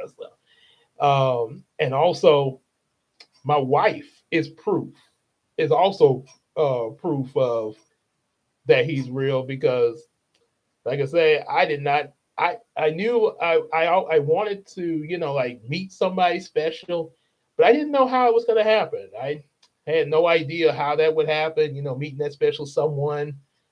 And God brought her to me as soon as I got to college. I met Christina. Next thing you know, 5 years later, when I turned 23, we done got married. So and we still married today. So yeah, praise the Lord for that. That's as I say, he brought the right woman to me way sooner than I thought I would. I never thought I would see the right woman for me that soon. Yeah, he worked fast on that. Yep, yep, it is. Um, like I say, it's like I say, and that's one thing you got to find. Like I said, a lot of people will try. A lot of people have tried to um, because I know somebody had tried. One a friend of mine from work. He just like you, Desmond. He was thinking of accepting Christ, but he wasn't sure about it. He was unsure.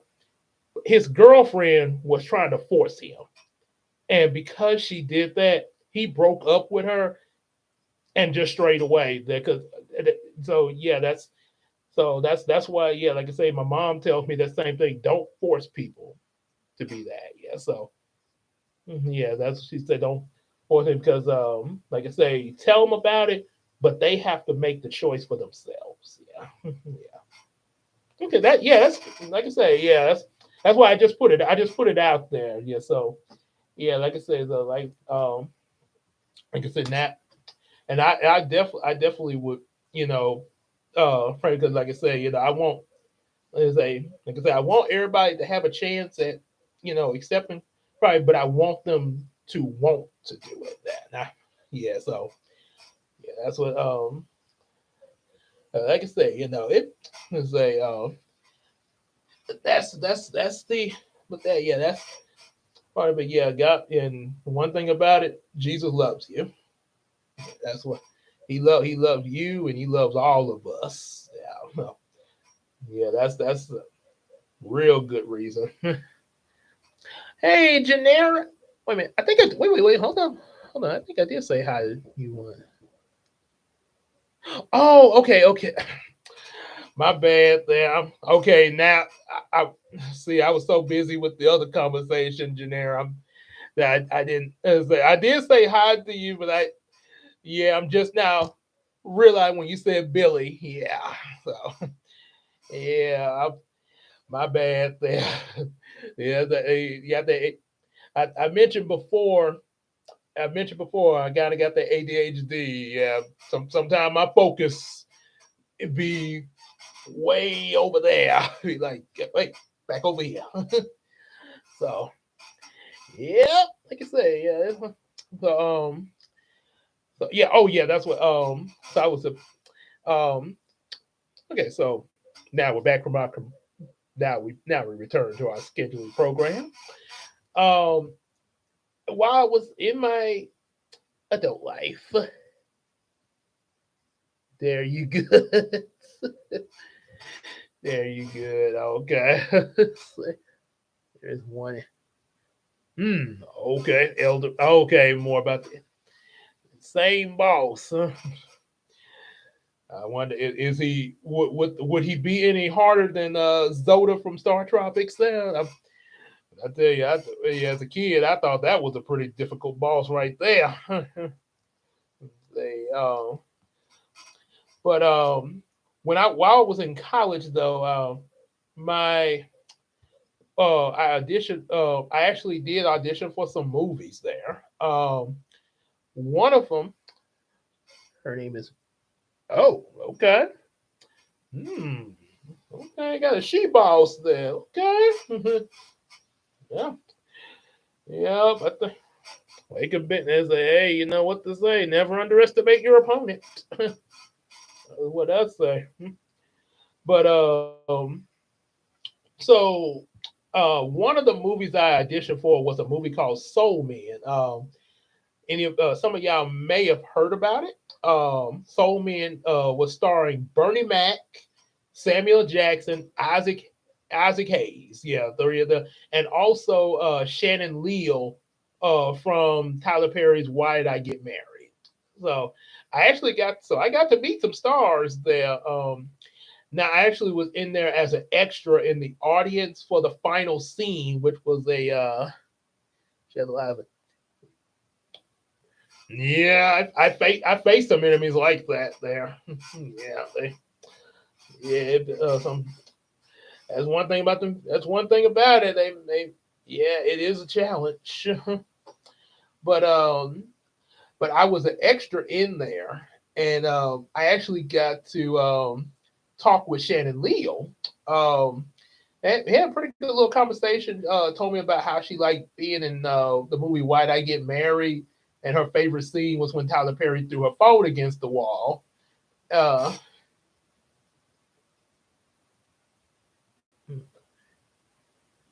Waterfall dance. Oh, water. That is off there. Yeah, waterfall. That kind of making me think of the waterfall attack in Pokemon a little bit there when you said that. Yeah, but yeah, but Shannon Lee, yeah, like I said, we was talking all the time, and one of the other extras, as we were like, cause we were down there for 2 days. We had, as a matter of fact, we were pretty much there all day. We got there early that morning, and then it was like late at night when we left. Oh boy, I think the latest was the second night, obviously. Um, so, but they had a lot of food for us there. I tell you that. Just like EJ, I heard EJ say on one of his TikTok videos about his experience. There was a lot of food to eat. They had a lot of snacks, breakfast items when we first got there. And for lunch, one day it was chicken spaghetti, and the other day it was chicken sausage gumbo. And both days we had jalapeno hush puppies with them. So, ooh, boy, that was some good eating. That was the first time I had chicken spaghetti and gumbo there, but it was good. um, but one when we was leaving one night after talking to Shannon Leal, one of the other extras was like, "Ooh, I think you just met your wife down there." I was like, "Wait, what? We were just talking now." Yeah, I'm like, I gotta do. I was like, wait a minute, I'm already engaged. At the time I auditioned for it, it was 2008. So I had just proposed to Christina like 1 month before this role there. So yes, and now I actually did get to speak to Bernie Mac, uh, and Bernie when I went what I did because obviously he had a lot of attention on there. What's your favorite food? I have to say, I would say pizza, but besides pizza, buffalo wings. I love me some buffalo wings. They are good and juicy. Yes, buffalo wing, and I also have to say spaghetti. Yeah, spaghetti is real good, especially my white spaghetti and Olive Garden. Those are the two best spaghettis. My wife's spaghetti and Olive Garden. Yeah, so, yeah. So, was it? Oh yeah, that's what. So with so a lot of Bernie Mac, he like when they weren't shooting and stuff, he would tell a lot of jokes to the extras and stuff. And there was this one moment where they were testing the lights and stuff. They were getting them, and they had some of those extras stand in place, like say standing like under this light. I'm here. Uh, if this act, hey buddies,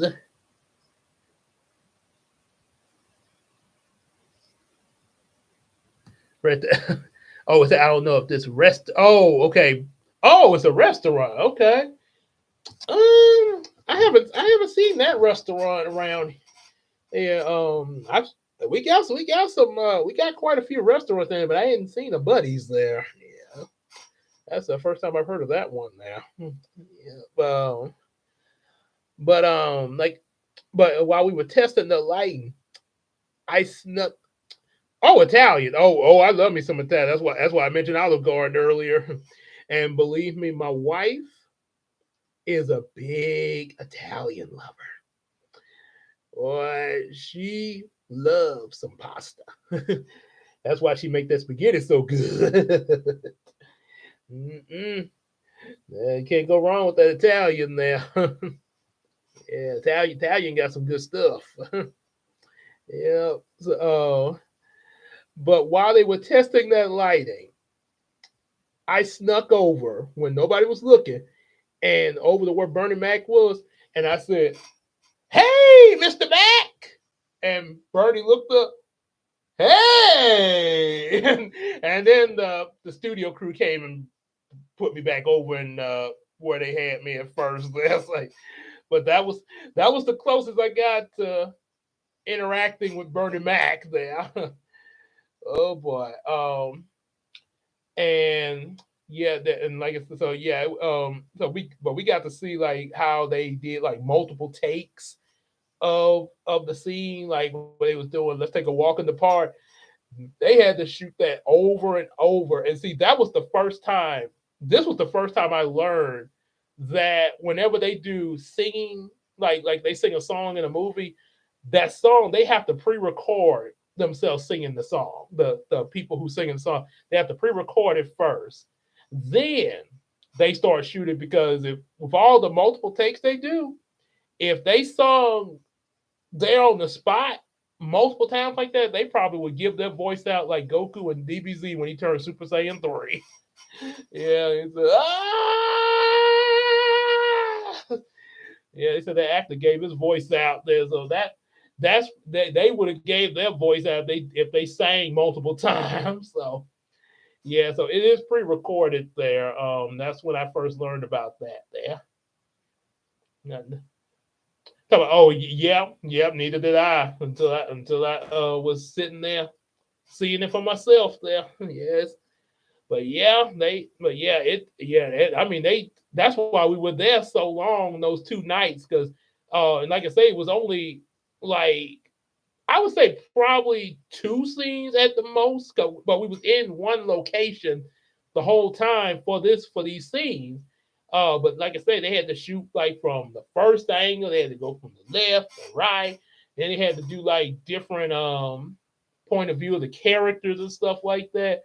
Um, they had to do multiple takes of these things piece by piece. Yep. So yeah, it's a lot they be going into movie just from seeing that there. And another another one that I played as an extra that was an extra in. I now Soul Man. They actually did. I actually saw this in the store. Soul Man was released. But the other movie, I have never heard anything else about it after after the after I did the extra in it. The other movie that I was an extra in was a movie called Microwave Park. I don't know if anybody's seen that movie come out. Because like I said, I've never seen it come out, but like I said, that's what I was in. What they had me to do. Say, what's your favorite movie? I would have to say, as of this moment, I would have to definitely say Yu-Gi-Oh! The first movie, Pyramid of Light. Yeah, that would have to be my favorite movie as of this point. Yeah, as I say, good old Yu-Gi-Oh! This is more than just a duel. Yep. But that was a good. Only thing that I don't like is that I did not get to see it in the theater. I saw it when it came on DVD for the first time, but I didn't get to see it in the theater because my with my mom as a school teacher and everything, and my grandparents were busy at that moment. Nobody was able to take me because I was still in high school and I didn't have a car. So yeah, that kind of sucked there. Yeah, but I did get to see it. And I tell you, I had a hard time finding the movie when it came on DVD because everywhere I went, it would be sold out. And I finally got a copy at a Blockbuster. And yeah, we have Blockbuster here. And after I saw it, after I got that copy, shortly after that, Blockbuster was no longer in business. So yes, I did. And yep. But I did get to see the sequel to the movie in theaters years later, Dark Dimensions. Yeah, the first Yu-Gi-Oh movie I actually did get to theater to see. Both me and my wife went to this movie. So yep, like I said, that was yeah, I did enjoy that there. Um, but yeah, with Microwave Park, what I had to do, I had to drive my car down this road and this alleyway, and they were shooting it at night.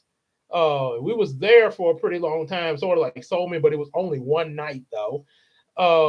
So we were shooting, and I had to drive the car down up and down this road like a few times there for them to get the footage of it and everything, along with some other people. They were driving their cars too.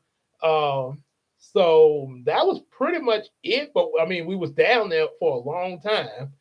Um, and like I said, we got and now it wasn't as long as the Soul Man movie, but it was. We started at night though. I would say probably around like 8 or 9 o'clock when we started doing what we was doing, and or I think maybe 7 o'clock. 7 o'clock, I would say, uh, maybe six. But by the time we wrapped up and like, okay, now we can go home, it was like between 3 o'clock in the morning, and on top of that, I had to go to work. I had to be at work at 6 o'clock on my day job. I had to be at 6 o'clock. Oh, okay. I'm glad you came. Glad you came there, Desmond. There with like I say, hope to see you again. There. Make sure you definitely subscribe. Yeah, definitely subscribe. That way you can get a little notification of the other videos there. Yeah, glad to have you here, man. Say, yeah. You have a good night there, buddy. Yeah. Yeah, have a good night. So okay. So for the okay. Yep. All right. Yeah, all right. Good night to Desmond there. So say kind of. I guess I gotta start. I guess we start wrapping this up here. Um.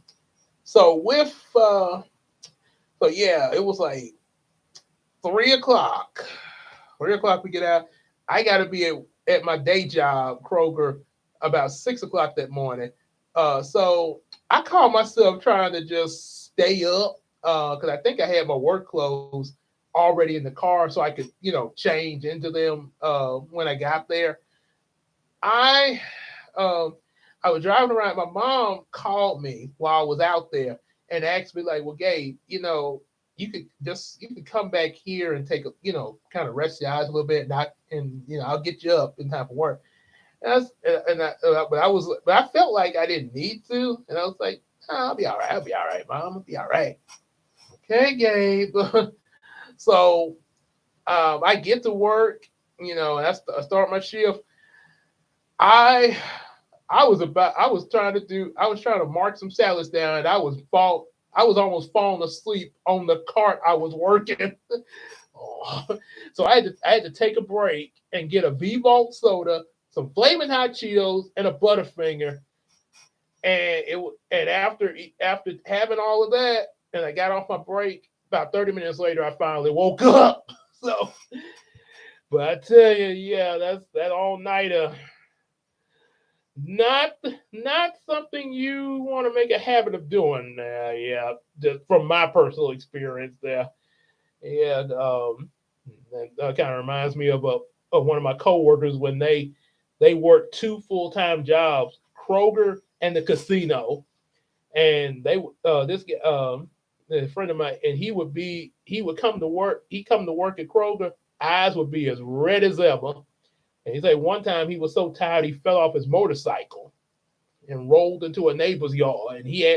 And yeah, think like, oh, you think like he's kidding? He actually showed me the damage. Yeah, he had the scars on his arm there. So, ooh boy, but he took care of that quick. He said, "No, I'm just gonna work the casino now. This is too much for me." so, yeah, there was that there, and I don't. I think I don't think I did many. Oh yeah, yeah. Well, now I take that back. I did. I was in a few other plays. There was one. I was in. It was supposed. I can't think what it was, but it was a Stranger Danger kind of PSA type of play. 'Cause I remember I remember during that time I was trying to grow my hair like Corbin Blue from High School Musical, and then there was another play they did where I had this wig, this kind of wig with a flat iron wig, and I was playing as a class clown called Bubba. See? And I remember one of the scene one and this was actually my idea. I sort of ad libbed in there. I when I got up say, hey, you know what, class?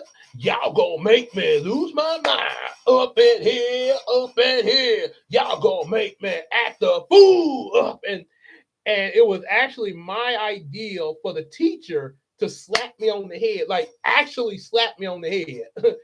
Because at first, at first it wasn't in the script, and she was kind of hesitant with it, but I was like, no, actually hit me on the head, yeah.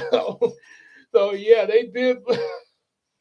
Yeah, it was a Black History play, by the way. Yeah, yeah, it's talking about talking about like the different historical figures of Black history and everything. So yeah, so I was in that. So I was in that. And I think a few others, but those were the two from that production I can remember. Um, yeah, that was quite a like I said, that was quite a bit. So and I think that's pretty much it. What I can recall there of my acting history there. Yep. So yeah, like I said, oh yeah, and then also at my other church, First Baptist, yeah, Christmas plays, stuff like that. One of the plays, um, in one Christmas play, I was playing as a best friend of Joseph, the Jesus' earthly father, and in but there was a magic moment where both me and Christina got to play Joseph and Mary. So yeah, it was and let me tell you, it was quite a bit with the lines and stuff like that, and especially like Christina had to really get into the character of like that she was pregnant and everything, uh, which we're hoping for that one day. So yeah, she really had to get into that character. Uh, one of the cast members was like, Gabe, when Christina get pregnant for real, you need to when she get ready, you need to film that. So it was quite. Now I will say it was quite a bit to like the lines and what we had to do because we was on because Joseph and Mary. That's some big shoes on spotlight, but we did have fun with it there. Because I actually was hoping that I was going to get it in the last Christmas play, but I didn't get it. But I got it this time. I got what I wanted, and I was like, boy, well, ooh, Lord, I guess you gave it to me there. So after that, yeah, we did a good job with it and everything. And after it was over, I was like, well, I can definitely say I'm glad we did it this was because now because but I think I'll go back to some of the smaller roles. But I'm glad we did it this year. I think had one. I think there was one Christmas play where I actually played as one of the. I want to say I think I was playing as a wise man. Yeah, so I actually got to play a wise man one Christmas play. Uh, and that when we actually in this play where I played the wise man, we actually had it at it was our church play, but we actually got to perform it downtown. So at a theater there. So that was a pretty big. We had like little professional mics and everything there. So like in a Tyler Perry production. um, then we had some plays. I think I'm not completely sure what this one was for. Um, but it was one where we were supposed to be like playing family members. I think me and Christina had to play as a sister and a brother, kind of like in Tyler Perry's play, Mr. Brown and Cora and his daughter Cora. In real life, they're actually a husband and wife there. So kind of had that kind of go. We had to play a sister and a brother. Um, and one of the other church members played her boyfriend. Hey, friend. Yeah, and I remember we actually got to eat classic chicken on stage. Yeah, they actually ordered some classic chicken for us to actually eat on stage there. And boy, I was tearing that chicken up. What eat me eating the chicken was not acting. I actually was enjoying that chicken. So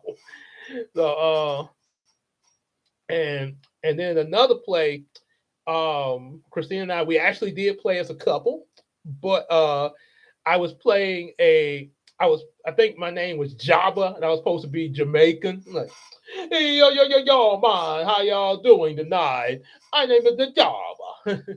And Christina was playing like a sassy diva named Rochelle. Hey, y'all met my boy Jabba.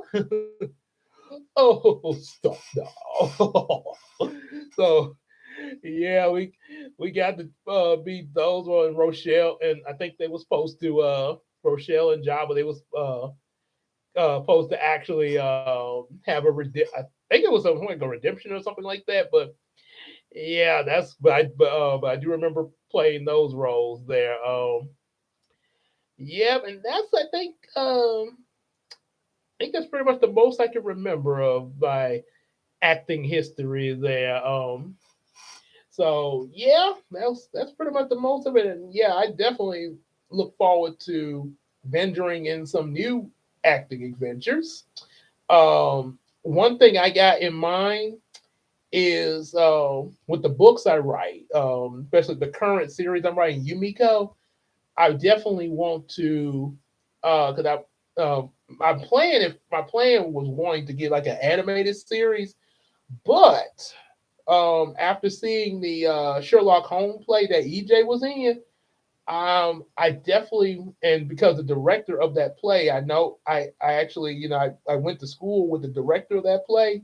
So and like I said, I still gotta ask her. I still gotta get, you know, so I haven't, like I said, I did call her, but I didn't get an answer back because she's real busy and because yeah, she be really busy with all what she does. So yeah, so when I finally do get a hold of her, one thing I definitely want to ask her, um, and I guess she might, if she hearing this live stream, she might know now.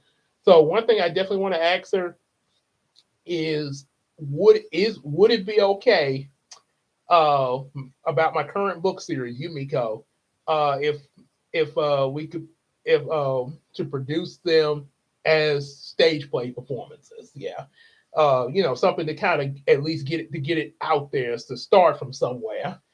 So that's the plan that I have and want to go through it. And I pray and trust that, that not only does she, accept, or that not only does she, say like, well, yeah, yeah, let's do that, but also that we, be able to pull it off. Yeah.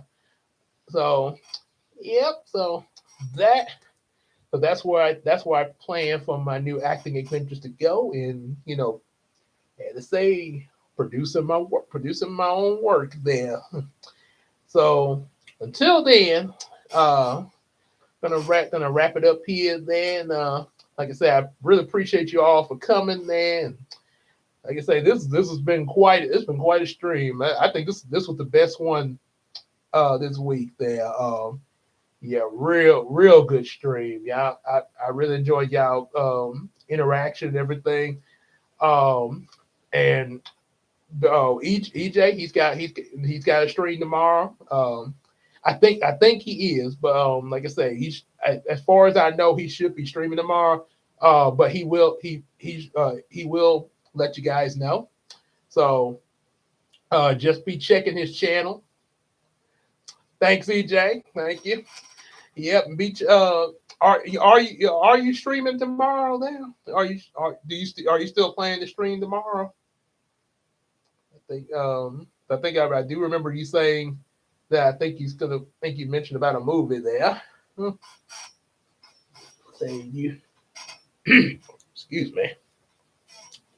Yeah, I didn't talk my voice down.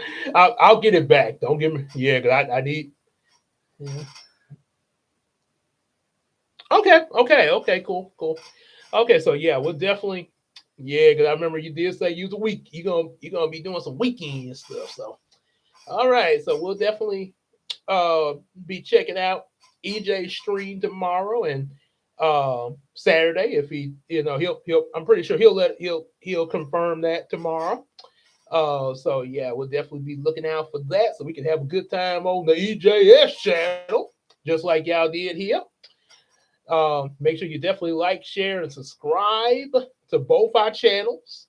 Both of that way y'all can get that notification when we pop up. And also get some available books, and be looking out for them at Stage Productions if I get the green lit. And also definitely support me on that Patreon. The Patreon for early views of certain videos, just like EJ the Supreme does, Big Sis Casey, and Iceman Universe. Be a Patreon pledger. And also, I am on Facebook and Discord, so you can definitely chat with me there, just like y'all chatting with me here. You can also chat with me on Facebook and Discord there. And also check out that McCary app. If you want to get your little extra spending money, like sort of like a garage sale type of app. So definitely do that. Get yourself a little extra cash for yourself. Never know when you might need it. And we'll see y'all in the next video. We'll hope to see y'all on EJ stream tomorrow. So take care, everybody.